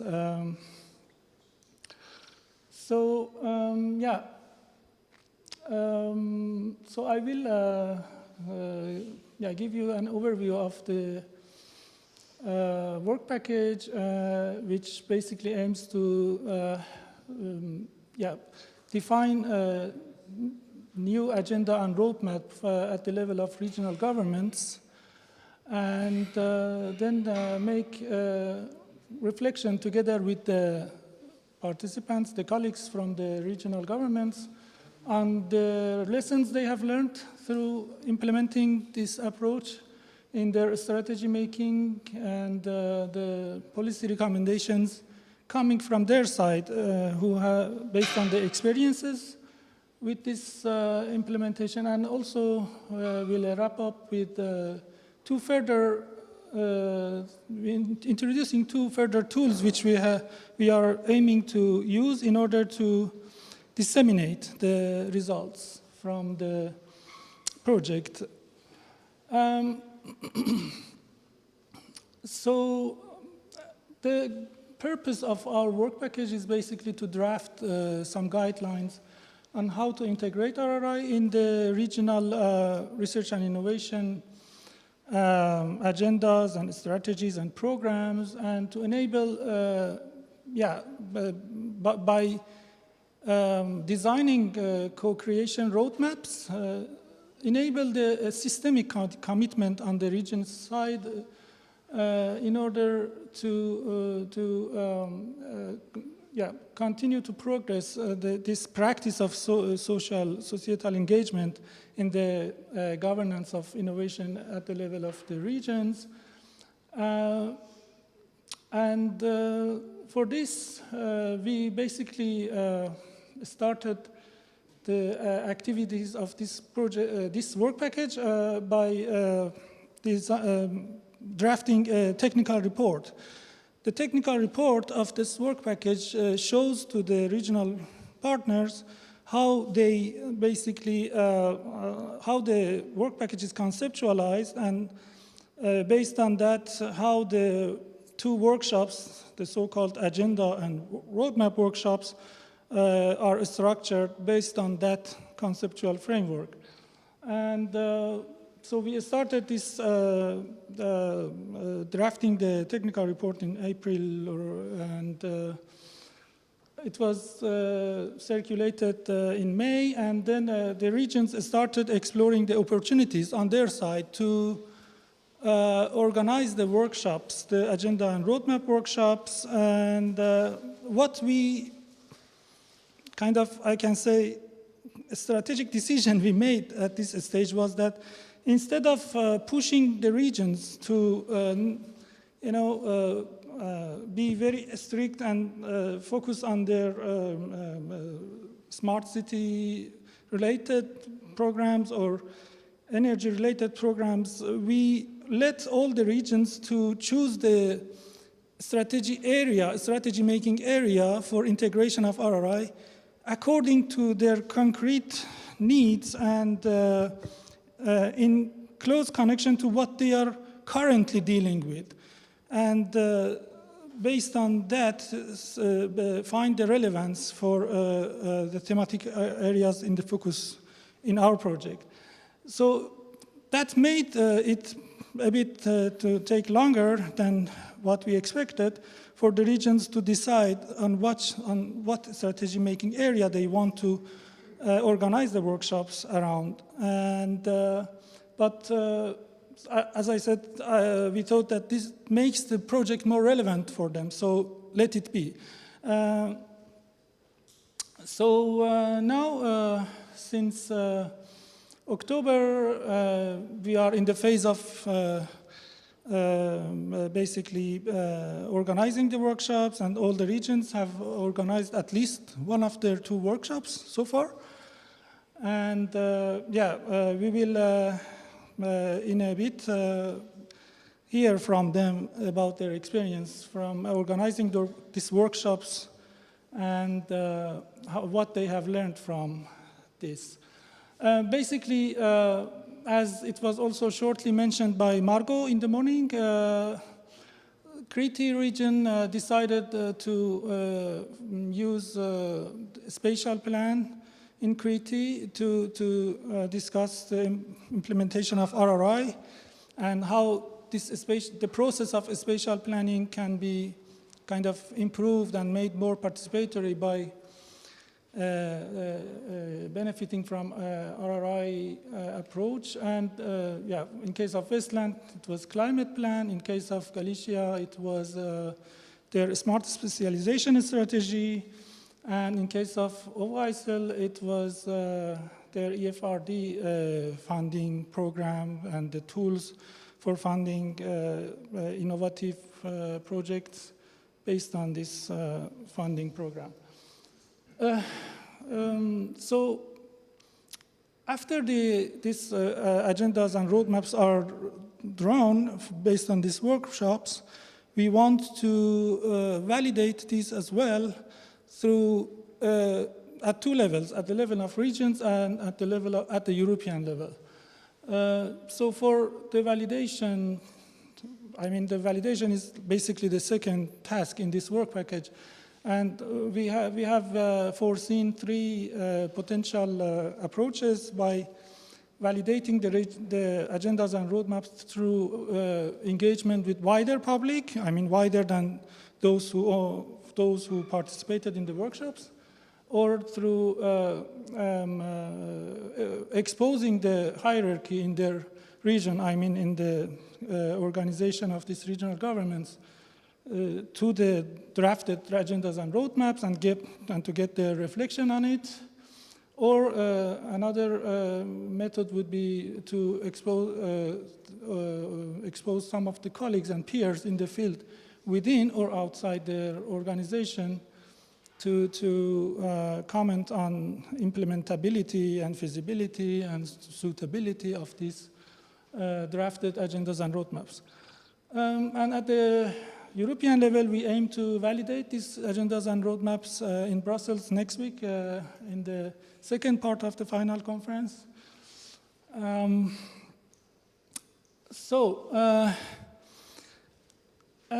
Basically, from the organizing of the agendas and roadmap workshops in the four pilot regions, we have some results coming out in the form of lessons learned, in the form of policy recommendations, and points about engagement and co-creation process. But as Thomas mentioned, instead of presenting this in a unilaterally, we preferred to present it in a more interactive mode. So in conversation with the four pilot regions representatives. So that's why now I think it's a good time to invite our colleagues from the four regions to join us to have a discussion about the experience they have had with developing the agendas and roadmaps in this work package. So maybe Thomas, you can invite the colleagues. Thanks, Dave. So the idea is that, yes, we are, the regional representatives are discussing the key policy challenges and the lessons learned. So we're inviting Eleni, Just, and Marta to start this, let's say, internal roundtable between the regions. Yeah.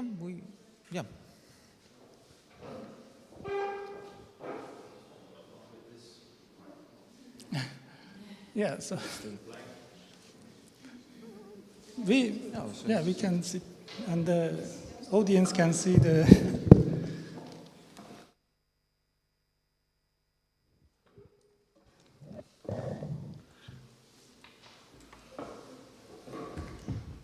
Okay, thank you very much for joining me in this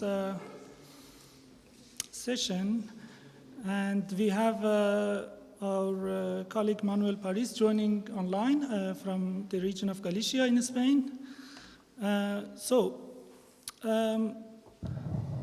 As I mentioned, all the four regions have already held at least one of their workshops, their co-creation workshops, and they have reported on that workshop. So I would like to start with the region of Crete, and focusing on the issue of engagement and co-creation and the experience they gained about this process of wider engagement of the public and other stakeholders in the process of developing or let's say upgrading their existing spatial plan. And my question is to you, Eleni. What can we learn from smart specialization strategy, which you have mentioned in your report that we can learn from that process in the process of integrating RRI in our regional strategy making. So what smart specialization strategy process can teach us in this regard? Okay. Is it Yeah. Good afternoon from me. From region of Crete, I'm an architect engineer in the technical department. So another department of region of Crete worked on RRI2SCALE, and through this procedure, they have a very an experimental approach that was based on embracing the vision, not only by the government, but also by the public bodies. So engagement and collaboration of different directorates with different responsibilities within the region was a key point. Also engagement representatives of the quadruplex, helix, and all over more than 250 people. It was gave a very good result, and capacity building on participatory procedures. So enhancing education and changing the culture of citizens and help them understand the importance of their participation. All of this, I think, give us the gain of a trust between public and private sector, and start educating people and from different parties and academia, scientists, citizens, and also public policymakers to collaborate, because this is the point that all of us are talking these days, and co-designing. So RRI2SCALE gave us from the beginning these results, and the indicators of RRI were included, but we want to enforce them in the next strategies. Okay, thank you. Thanks. Then I have a question then for Westland region, and that is just to make it more clear, when we talk about, let's say, because with roadmaps we aim to institutionalize these participatory approaches in governance. But one question pops up, if we want to make this institutionalization, is it enough if we have this active engagement of the citizens and user groups in our documents, or like, for example, in the region of Westland, you are using planning programs, and so you have some documents on how to do the practice of planning. But is it enough if we have this in the document, or it takes more than that? If that is the case, what is that extra mile that we have to walk? The extra step, yes, you're absolutely right. What we found or what's the case in Norway is that we have a Planning and Buildings Act which regulates how we make our plans, whether they are regional, and it also says something about non-regional plans like thematic plans. Different criteria for how you involve and engage and how open your process is supposed to be. But when we started looking very closely at this act, we do see that the requirement is actually there. It specifically says you are supposed to involve groups that are, for whom the plan is particularly relevant, and also marginalized groups. What happens in reality is that you have a very open process, but it's quite passive, and then you openly consult at the end rather than engaging at an early stage. So we discussed in our workshop that what you actually need is that the legal framework is there, but in order to follow it up in practice, then you need actually a template or a checklist that you can go through to make sure that you've actually considered actively whether or not you need to reach out particularly to some groups. There could be good reasons why a particular plan is not particularly suitable for a more involved action. For instance, it's too complicated, too technical, or something like that.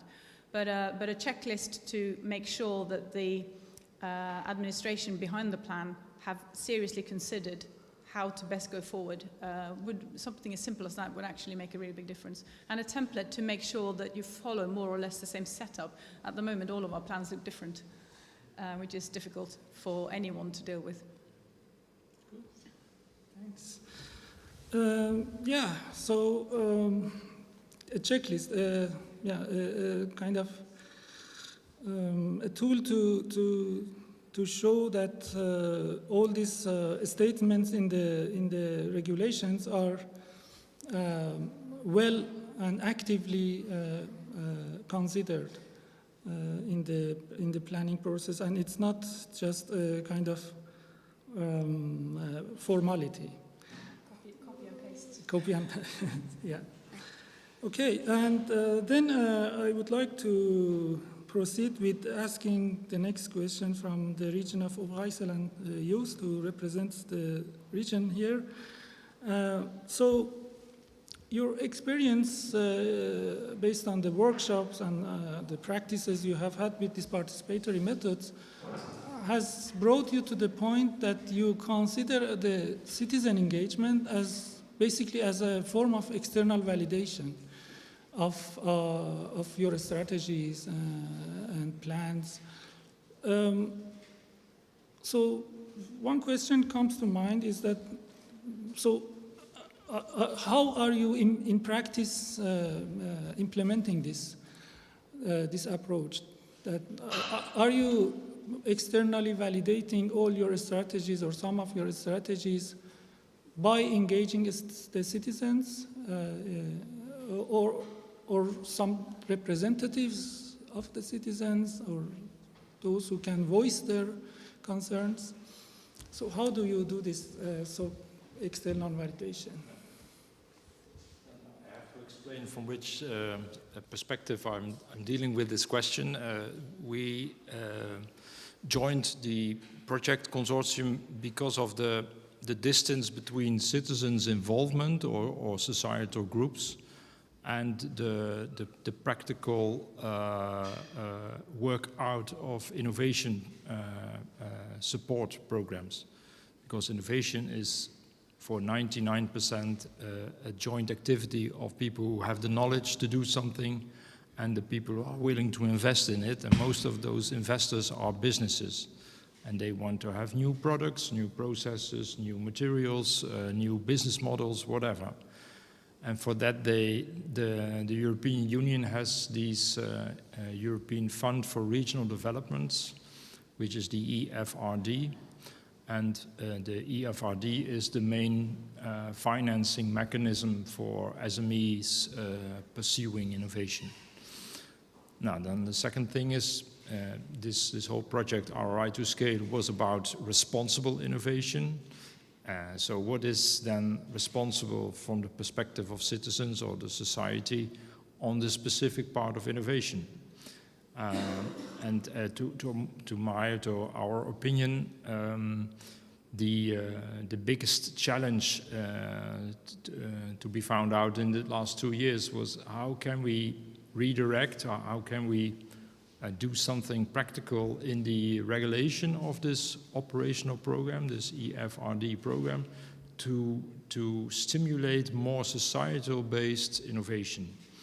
And what we in fact did, so we made the last step only last week, is that the new EFRD program, which all of these regions, not Norway because they are not part, but there are, I think, 280 of these kind of operational programs.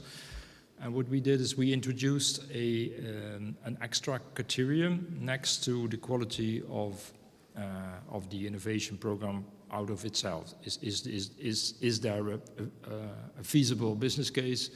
If yes, then it's possible to get a grant. But for this new period, we introduced the criterion of societal readiness level. And that means that the proposal should also answer the question of how are they making impact in the specific societal field or topic they're talking about. So not only about nanotechnology or the next polymer material, but also answer the question on when is that reaching society, how is it reaching society, who is benefiting from it, or which societal challenge or which societal question is dealt with. And we hope by that particular extra criterion that people who approach the program will rethink what they really want. But yet the proof of the pudding is in the eating. We have 25 years at least of experiences with these SME-supported innovation programs. That is also the main heartland of the regional innovation strategy. As you see on the Galicia part, you have to make a regional innovation strategy, also on smart specialization. But then the next question is, how is smart specialization actually leading to a better society? And that question is yet to be answered. So the proof of the pudding is in the eating. I hope that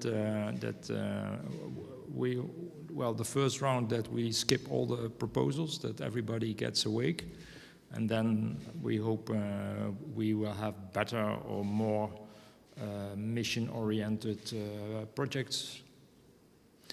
That's the idea behind it. Yes, thanks a lot, Joost. Just let me follow up with one short question. So, societal readiness level, as an additional criteria for to decide to support some projects. But then this societal readiness level, who evaluates or who, let's say, gives the grade? I mean, when you want to give a grade to some project based on this criteria, who gives this grade? Yeah, then we have to explain another European phenomenon, which is called the entrepreneurial discovery process. Yeah. The idea in the last decade is that it are the entrepreneurs who are investing in a specific project out of their own money, or they lend it from the bank, but they are the main beneficiaries. They have to fund the project. It's their responsibility, but it's also their ownership. The point is that we, from the policy side, see that leads to the next replication of more or less the same technological kind of research, more or less industrial research, and then slowly proceeding from the basic technology readiness level up to market introduction. And what we want is that the type of projects which are to be granted have more societal relevance. Yes, sure. And now then you have to go through all kinds of administrative hoopels, what is it, circles. Well, if your EFRD program has to be decided upon by Brussels, you need a green light to proceed. And such a program is 2 years of negotiation with the European Community, and it's about 150 pages. To have something practical in that bunch of regulative mechanisms, that is already a kind of stiff administrative innovation in itself. Yeah. But still, we don't know how it will work out. I hope that especially many of these so-called subsidy consultants, subsidy advisors, that they have a look at this YouTube rehearsal for us, that they know that they have to make that they have to walk the extra mile and to think about how is it responsible what I'm doing here, and which I'm suggesting to the consortium of SMEs who want something.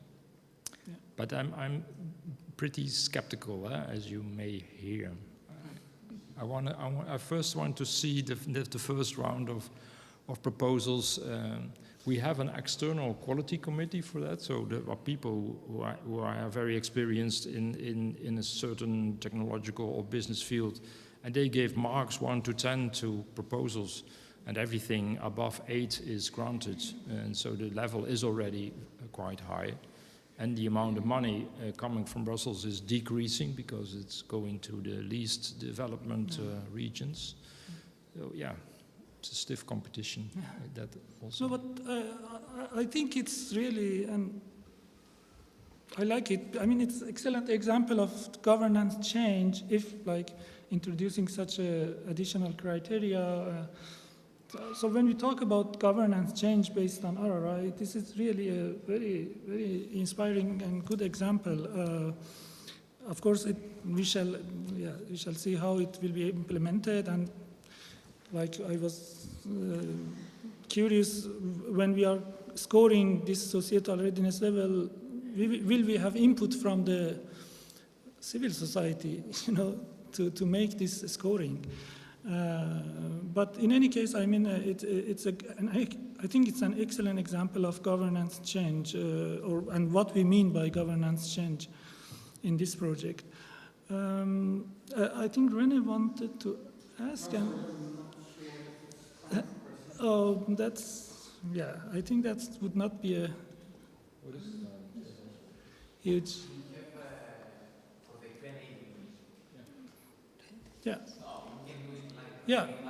Yeah, sure. In any case. Okay, so now I think it's time to turn to our colleagues in Galicia. I guess we have Manuel with us. So, Manuel, could you please tell a bit about your experience in mobilizing stakeholders in your region and when it comes to making the strategy making process more participatory, more inclusive? How do you identify these stakeholders? How do you involve them? And another crucial question is if they remain, let's say, engaged and committed in the long run. So what's your experience? Yeah, Manuel.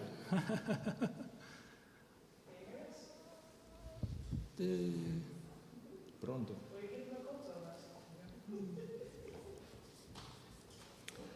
If you can just make up something from. Yeah. Okay. Hey. Hello. Hi, Manuel. Did you hear my question? No, he's not hearing us. Ah. Yeah, I am hearing, but I've been in another meeting with the same system before today, and it worked. Can you hear me now? Yes. So did you hear my question, Manuel? Yes. Okay. Okay.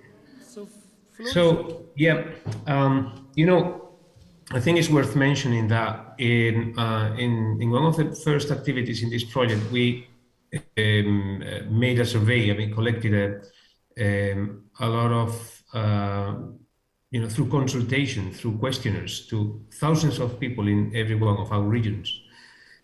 We collected opinions on different items, and one of the results was that the trust of citizenship in Galicia, the trust of citizens on their policy, let's say, politicians and policy, let's say, class, it was very low. It was really low. It's the lowest among the 4 regions participating in the project. I guess there are a number of regions behind that to be analyzed, but in what concerns the project, of course, this is something to be taken into account. There is a quite low level of trust. In some of our activities with the stakeholders, they sometimes have commented that the language of the information we produce is not adapted for citizens. So it's like we are not being attractive for them to participate in in our workshops, in our co-creation activities, and it's because they don't feel that we are addressing them in a very friendly manner. That was commented sometimes. And another reason is that sometimes people are called co-creation activities,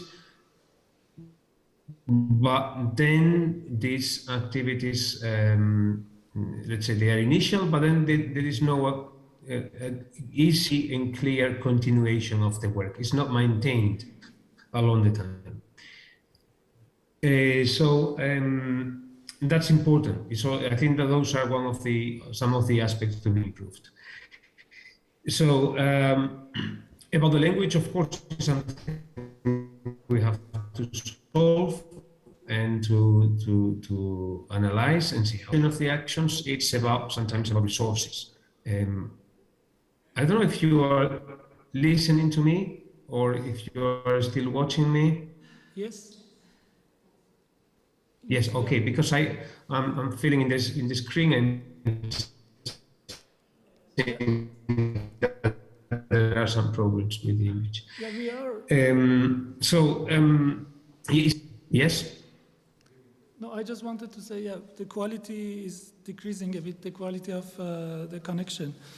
But yeah, we could basically hear almost to the end of your talk.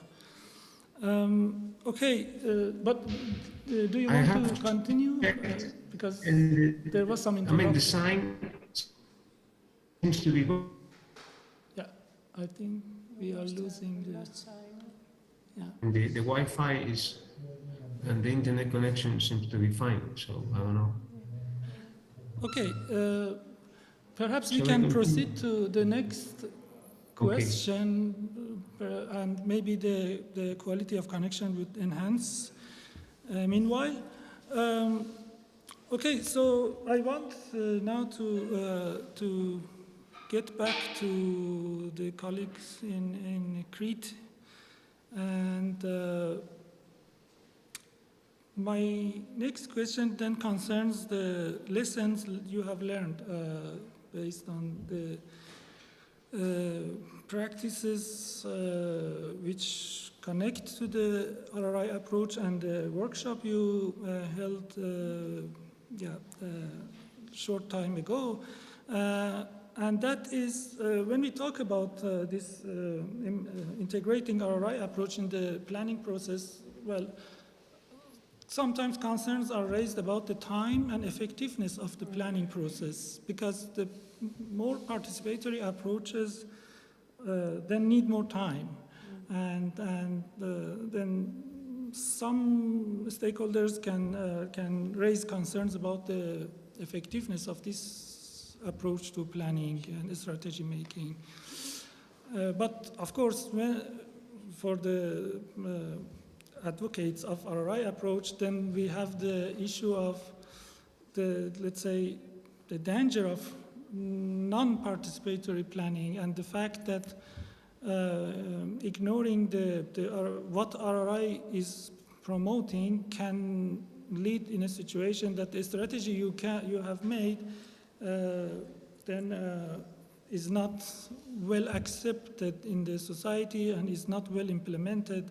So there is a dilemma, at least from the point of view of policymakers and decision makers who are in favor of perhaps faster planning processes and so on. Is there a balance point here? Because this issue of time and effectiveness is also something you have experienced. Is there a middle way here, or is there a compromise necessary?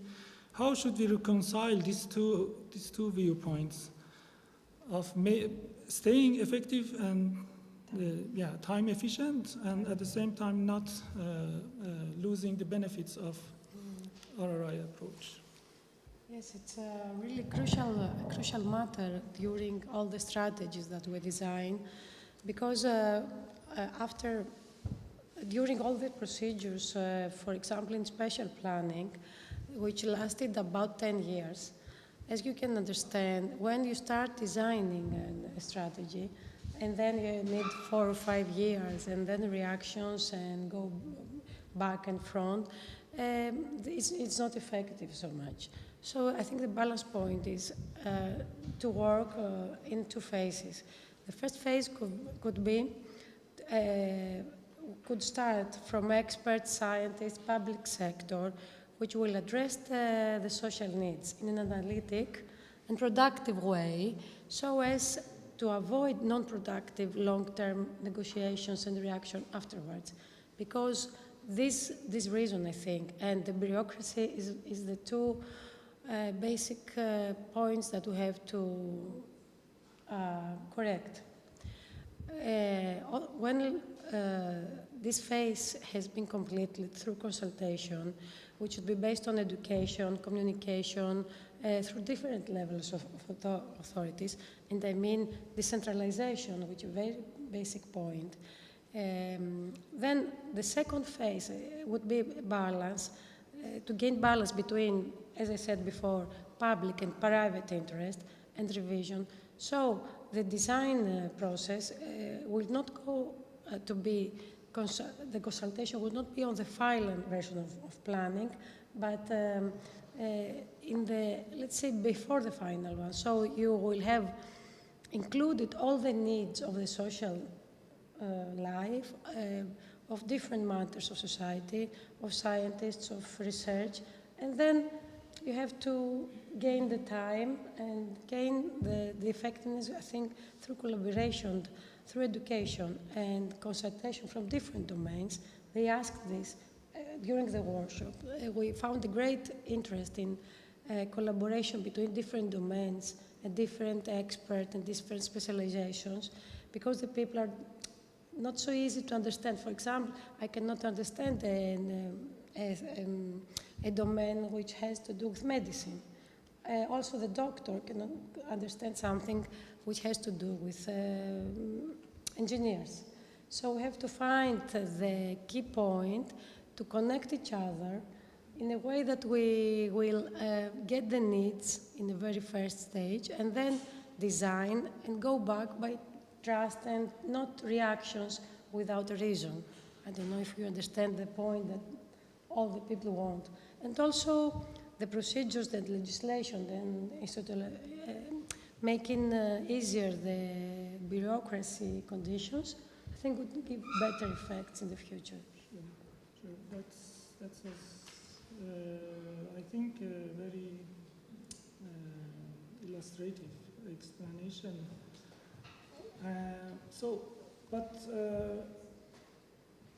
Yeah, now we can pose the same question to the colleagues in Westland, because the same applies. I mean, basically, this question applies to all the regional governments who may consider proceeding to this more RRI informed approaches to regional planning. So, Marta, how challenging is this to be discussed within your organization and, for example, with politicians who perhaps are more keen about the short-term success and the political cycles and the challenges that this kind of approach can pose to this longer-term modes of planning? It's a very valid point, and I think we've seen exactly the same as Eleni commented on, that in order to identify particular groups who should be heard in a setting, you have to know who they are.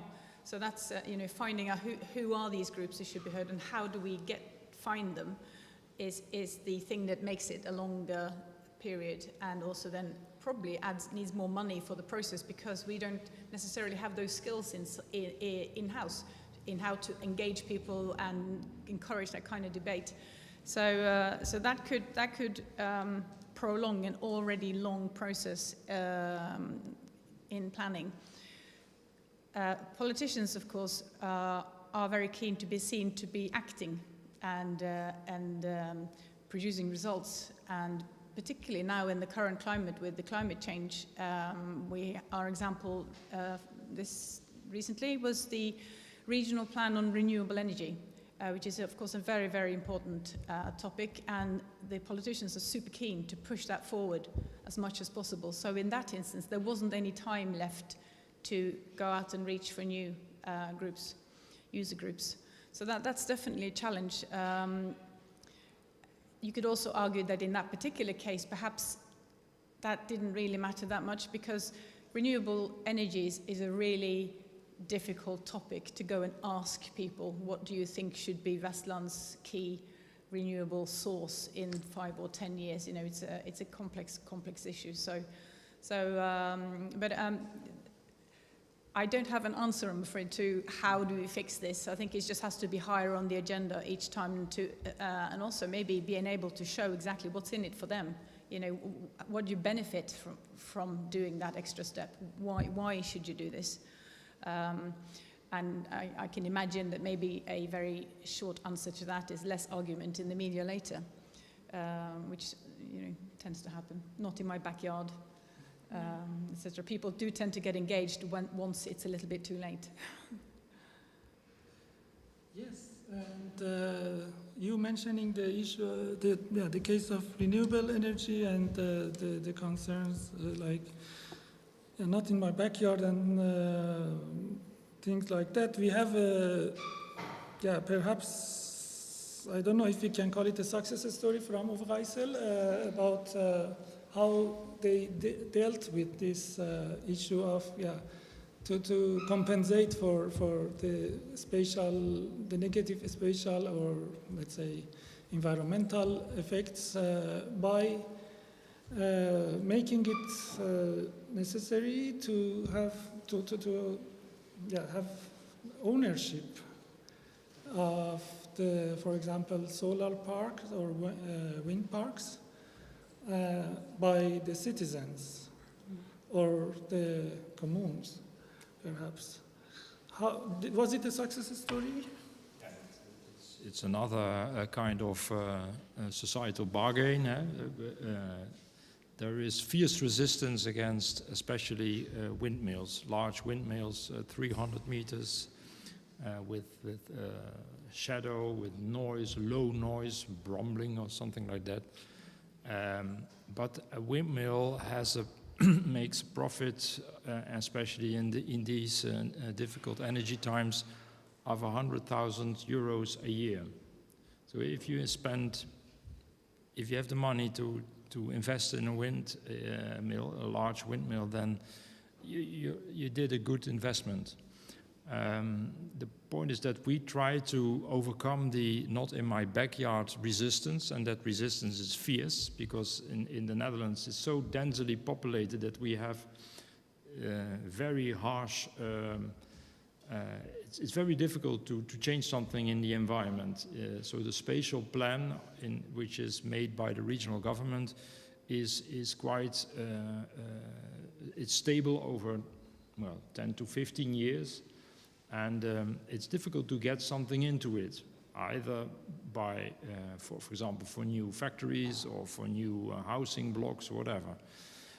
So the thing we discussed is how to make it more easy to accept that something is changing in your direct environment, both the aesthetics, because a large windmill is not funny to see every day, and we made it more or less compulsory that if somebody wants to have a permit to build such a windmill, that he should, that the investor should share the profits with the direct affected inhabitants. So that's the idea. And that means that these directed affected inhabitants or the municipality representing them will have a maximum share of 50% of the shares given out to invest in the large windmill. And that is the same thing for solar fields.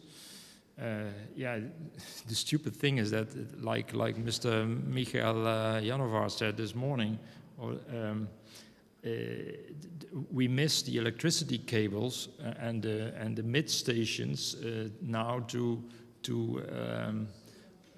link in the new established solar fields. There are just not enough transformator houses, not enough cables. So and for windmills, that is we rather build the whole North Sea completely full of large windmills than that accept one extra in 1 kilometer from our own town. That's the exact. So the Dutch do again colonialize the North Sea to fill it up with large windmills. That's more or less the case what we do. Okay. Again, interesting approach to governance change based on RRI. So now that we are approaching the end of this session, I want to perhaps end this interactive part of the session by asking Manuel about what actually our project brought to their regional planning processes. I don't know if Manuel, can you hear me well now? Or not? I can hear you perfectly. I mean. Oh, okay. But we can also hear, I think, you. You can also, because I can hear and follow very well. I mean, it's only failed in that moment. Okay. So, yeah, so could you please, briefly mention what RRI2SCALE has brought to your planning processes in the region, and what changes are you going to implement as a result of participation in this project? Mm-hmm. Yeah, well, sorry, but I will leave the camera off just in case it helps for the communication. No problem. Yeah, very briefly. I mean, if I have to mention, first of all, is that this RRI2SCALE is not our single only project on RRI. Okay, we also participating in the MARI project, that is an Interreg Europe. So sometimes it's difficult to know which one is influencing more. But let's say that altogether, the main thing, in my opinion, the main issue is that now that the S3 is ready to be implemented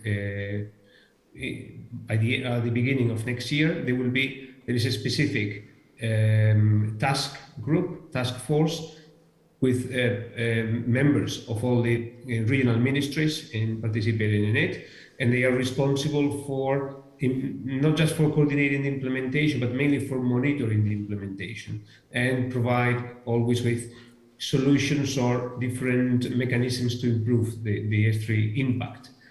And for this task group, they want to use the RRI principles as a guiding, so to say, principle. So I think it's very interesting. They are starting to work with it, or we are starting to work with it, and some actions are being defined and co-designed together with some stakeholders. So that's one of the elements, and I think the other one is that in some of the calls for proposals, a bit in line with what Jost has mentioned, we have introduced some aspects to reinforce the social impact or the impact on the society of the investments we are doing with public money on innovation. So just as a way to secure that the investments have the right impact in the society, there are with some specific questions or sections have been added to the forms using the call for proposals, so that people have to also explain and provide information on how this project will benefit the society.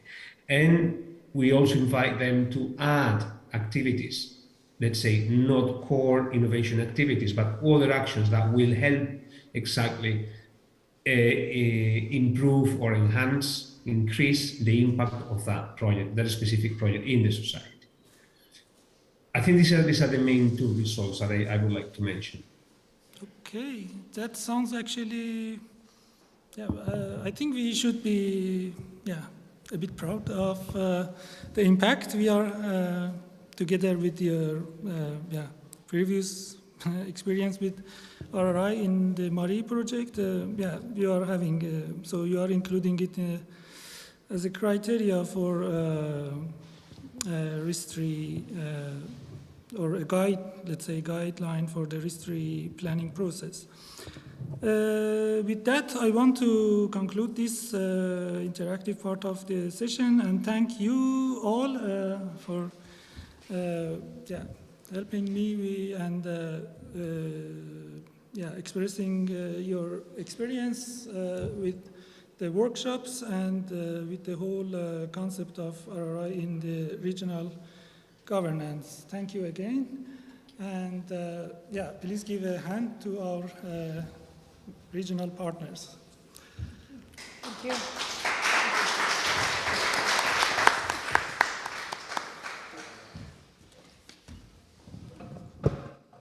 So thank you all for this interactive exchange of opinions and experiences at the regional level. We have basically little less than 20 minutes for the final part of this parallel session about the Work Package 5. But before that, we conclude, right? Yes, I just want to finish the presentation about the Work Package 4 with mention of the two further tools, which in the third task, the task 4.3 of the Work Package, we are actually we have developed the colleagues at Q-Plan have been mainly responsible to develop a memorandum of collaboration which has been already signed by all the regional partners in order to continue exchange of experiences and information about that after the project ends. And as Margot mentioned, we might also expand it to regions beyond those participating in the project, and also a guidebook which is also on the verge of being finalized, which basically summarizes the methods and approaches undertaken in this project, so that other regions beyond these 4 pilot regions can benefit from what we have learned in this project in integrating RRI approach in their regional governance of research and innovation. So they are, the guidebook is upcoming and it will soon be available.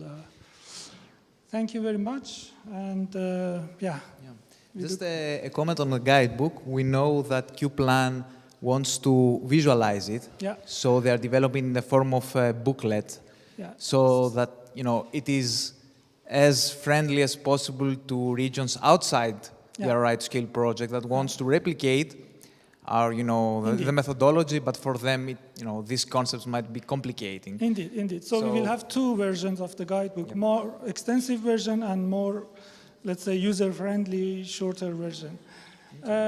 Yes, thank you very much. Thank you, Said. Thank you. I think we can take a couple of, quick, urgent questions. I know that René wanted to raise a question before.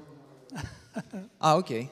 So, is there any other question that we should address now, or we move on to Work Package 5? I guess we can move on because, schedule is a little bit tight. So the floor to René.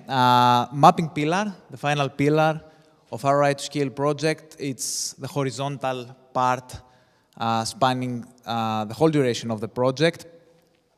So we are inviting René to close the parallel session. So a couple of things about René. He's a senior research fellow at University of Maastricht, Merit. And since, for the last 2 decades, he coordinates the research team on economics of innovation. So his background is economics of geography and Nijmegen University. He previously worked at the Economic Institute for small and medium-sized enterprises at the Faculty of Applied Geography and Planning of Utrecht University, where he's obtained his PhD from. Many and various special research themes, such as research and innovation policy, regional innovation systems, policy evaluation and impact assessment. This is what your presentation is going to be about. And he has also experience from other projects apart from RRI2SCALE. So, for instance, the European Observatory for Clusters and Industrial Chains, investigating the impact of the Innovation Union. So, yeah, this is a short introduction about René. Floor is yours. Thank you. Thank you. If this one works. Okay, there's no lights, but it works, yeah. Thanks a lot for the introduction. Then you hear indeed also reasons that I have been in the Balkans and Serbia before. That was indeed in Slovenia on cluster programs or innovation, risk-free kind of projects. And indeed monitoring has also been part of the things I did. I will come back to some of these experiences, I think, later on also. I worked on Work Package 5 together with Serdar Turkeli, also discussed slides and work with it. You by now recognize the first kind of identity of the work package. I will skip this one and this one. It's the duration of the whole project. I work at New Merit Maastricht University. But now I see the UNU in front of the Merit. Merit was the technological innovation kind of for Europe, with an I in it, not MERT, but Merit. And but UNU was actually doing the same, but for globally. They would talk about RRI in the sense of in terms like SDGs. So you have similar discussions with different concepts. We come back to that later also, because it was a problem, I think, throughout the project as well.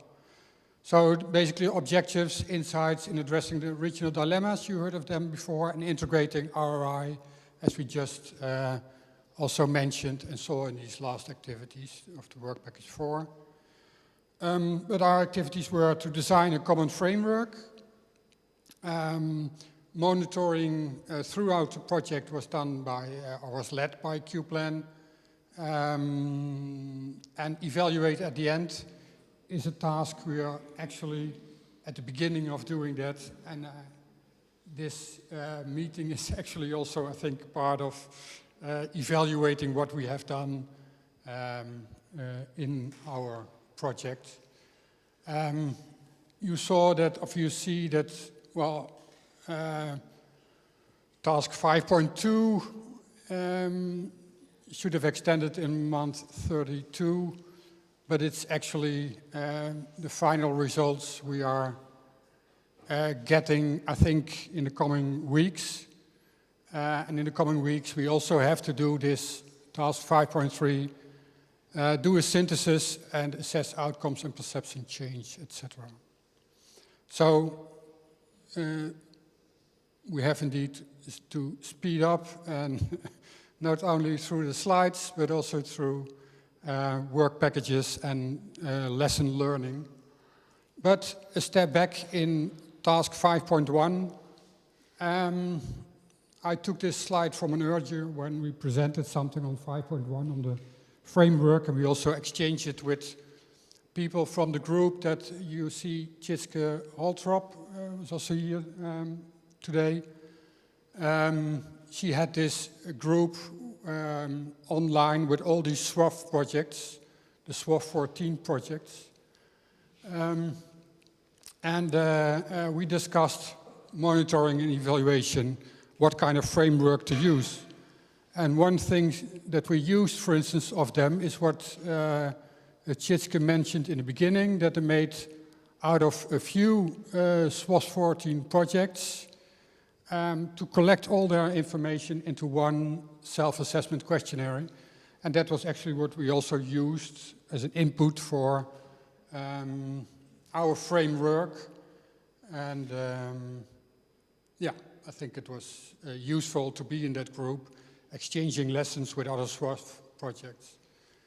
In our deliverable, I also used a slide that, or a sort of frame that I use more often, that monitoring and evaluation, you actually in all these projects in European level, you use many kind of tools of communication, and you can put every work package in here where it's more tacit knowledge or codified knowledge, that we had to change or translate the concept of this three-letter acronym RRI, what it actually means, so that a citizen can understand, a government can understand it, or what does it mean for region X, and what does it mean in region I. And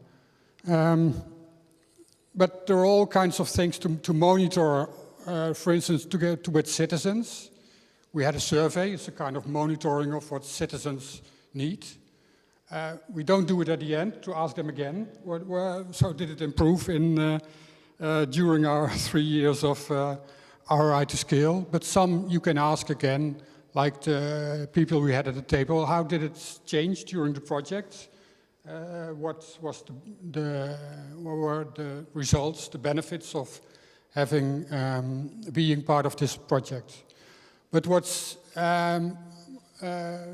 yeah, so you see that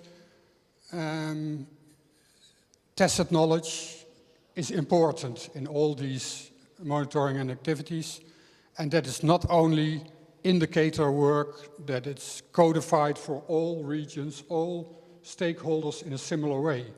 That's, I think, how much we try to do it, but we in the end still have to play a game with cards and exchange and deepen it out in a regional level with the various actual people, stakeholders in a region. But also, if we have now, I think it is indeed, we can congratulate ourselves and you for getting out this institutional change in a formal way. It's in the regulation, but we also had it, yeah, it's also a lot of tacit things that it's becoming into our heads that we have to think about doing it earlier, engage others, or in a more anecdotal way, more tacit. These frameworks that we had developed were used by QPlan to monitor all the activities. Yeah, I won't go into detail, but because here are all kinds of self-assessment tools to how did it go, but also what improved. In time, we had moments to ask people, but also just asking participants in a certain activity, yeah, was it useful for you, and how can we improve, etc. That was the database of, and it still has to end, that we will also use for the final evaluation, but we will add evaluative interviews.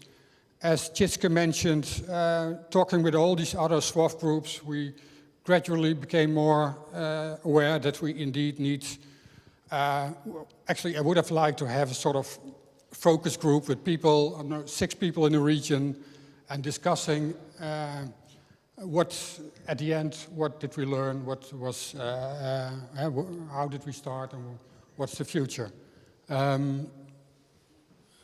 I think it should it's not only a frugal way to start, like you said, we could also have had a focus group at the beginning instead of, or next to work package 1, 2, 3, but also as an evaluation. an evaluation shouldn't be a tick box that, well, we have this, we did this, we have so many publications, and that's, or we had so many participants in a meeting, we scored, we have been developing impact. No, it's more from this evaluative discussions, but you can also have it on person with interviews. So we will have only things like a question like lessons from the project, lessons from other RRI activities, because in some regions they want to discuss similar things, but not in the using the only the project activities.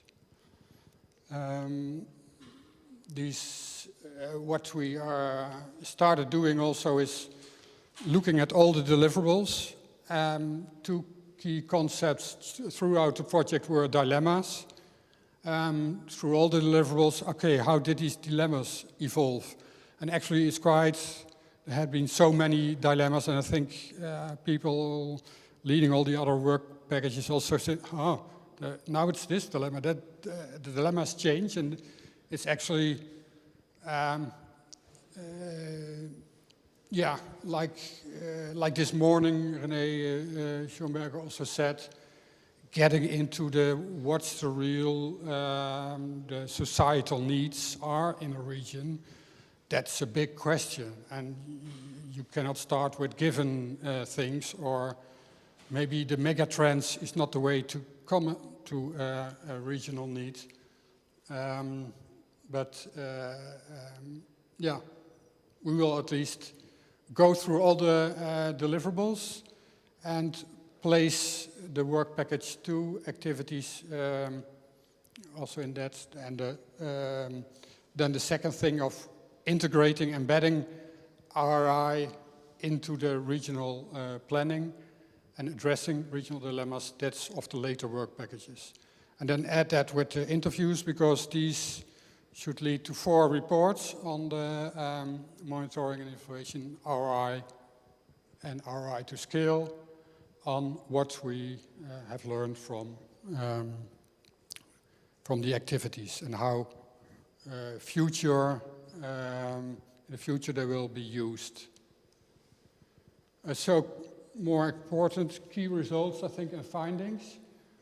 2 slides I will leave some time longer. With this RRI2SCALE, it's a bit like RRI is a remainder of the global grand challenges that hits us all, and as if it's the same challenge for everybody everywhere. And we know that's not the case, and also that coming to the solutions also depends on where you do that. And I think in TeRRIFICA it's clear, but also in many other areas, and also in our project, we see that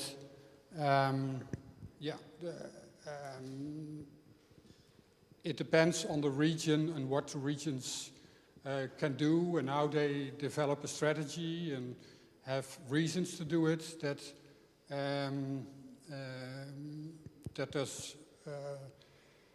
are good reasons to have it at a local level, to have these meetings. And not only because, for instance, on climate change, these COP meetings with all nations, do they come to results? Sometimes you need a table with local stakeholders, and they more easily understand what has to be done and where they can come to actions indeed to do something. But it involves intensive and multiple translations. What do I understand of RRI? What do CI of interest needs?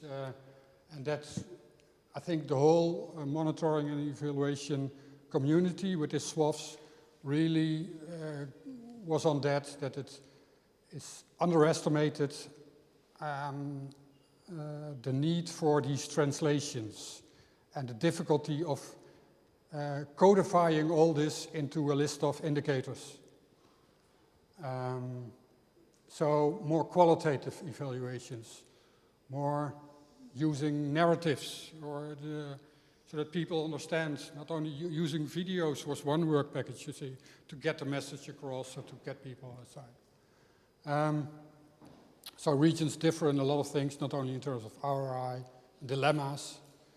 I think the RRI was a difficult concept, but the dilemma was also a difficult concept that we actually, as scientists, introduced. It's difficult to standardize these concepts across regions. Sometimes we see in these answers that people give that it's very helpful if they have concrete examples. So that's a bit the other way as inventing these overarching concepts, but concrete things. Yeah, I think that's these kind of translations we have been making, everybody, either translating it into a chess game or into videos or into monitoring templates or into survey questions everywhere. So the RRI policy process runs separate from RRI project planning, like Saeed also mentioned, and that I think as a project we also underestimated.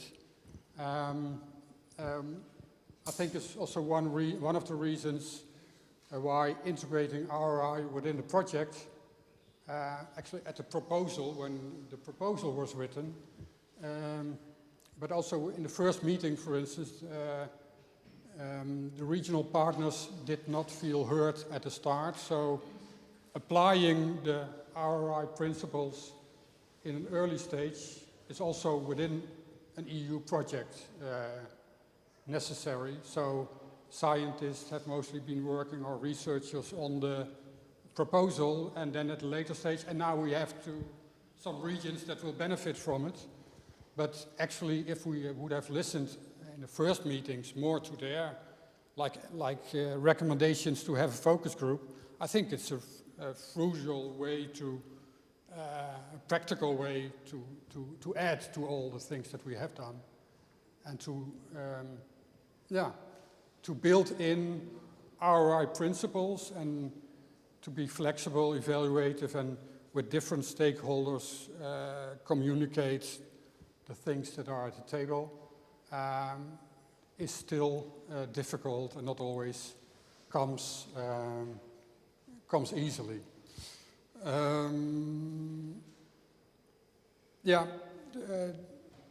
So there are results. Today we heard even more than not only in terms of knowledge and experience, but also changing institutions like regulations or etc. Challenges, many ahead. I think integrating RRI into evaluation is really a challenge that remains. Like this morning was told also at the European Commission, they are still actually in the old evaluation of, okay, at the end, an evaluation, and the people that pay have the right to evaluate if they get what they, something like that. And that's why the people who pay for it in the beginning say, I want this and this, I will evaluate that and that. But why not evaluate as a system, as a society with stakeholders, what's in it for whom, and not evaluate a project only by publications as impact or etc. So evaluation is also a co-creating activities, and we could also, in an ex-ante evaluation, you start with such a such a group. But you need to have this diversity in this group to come to integrating RRI in the design and research proposals. It calls for a larger flexibility. I think if we are fair towards ourselves, we have detailed a lot of things in the beginning, in the project, that later we said, okay, yeah, but it's what we promised. We should have, and it's not only because of COVID, but also other things that you need some flexibility to address these things. When you, for instance, find out that users have a different way of seeing it than scientists. How and who of involving civil society remains a challenge. Who is civil society? Who should I invite? And I think one of the ways that we didn't come across, but it's not always citizens, but it's also, for instance, when why not, or the triple helix or the quadruple? If we think of entrepreneurial discovery, it can also be that you invite social entrepreneurs and social innovators. Recalling Michael, the first speaker today, said that social innovation is also needed next to technological innovation. And I think a lot of solutions in RRI way, or the connection between enterprise and civil and societal desirable ends, so to say, are social enterprises that already thought of this and work on that kind of things for a long time. For instance, by a number of people that privately own a windmill and do that as a cooperative. There's a lot of, in another project that would have, I studied that as social innovation, for instance. The future of RRI and RIS3, the future interaction, we had in the beginning the idea, well, there is, to study this interaction, will it be a dilemma or a win-win? I think Manuel said it in the interview we had with him, so well, my colleagues are still not, they are hesitant. They sort of have a dilemma. They see the cost of RRI and they're afraid of integrating it into RIS3 activities. Or is it a win-win that indeed you get a better RIS3 strategy if you include these RRI things that they are that have been learned throughout the project? Another thing is that, I think we underestimated the involvement of others, not only citizens, but also colleagues within departments of we have the people that were in the project. They also have to convey lessons and things and ask colleagues to participate in activities or to validate things. And it's involving all these others is quite quite an important task, so to say. So you should devote attention to it. The final thing is that on the project we deliberately focused on something like energy, smart city and mobility, because we thought that affects life of citizens. But in the interviews we had, they said, well, it has been actually complicating, because also we address them as sectors, and for instance, the units where these people work, they are cross-sectoral, so these sectors could also be department heads of other departments or that are not on innovation policy, or etc. So, but also in timing, they say, well, the innovation plan is not, or we have a separate mobility plan. It relates to the flexibility that you need in a project. So that's the evaluation outcome so far, but we still have most interviews ahead of us.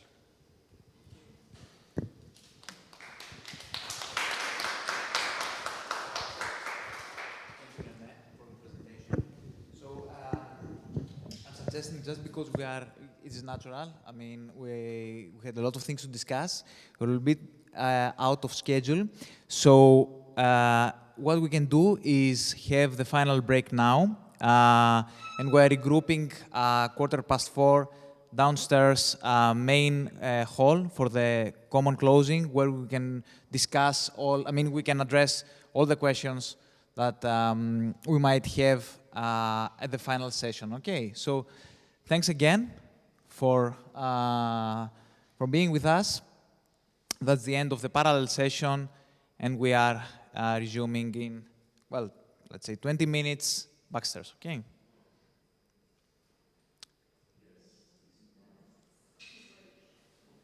Okay, coffee break.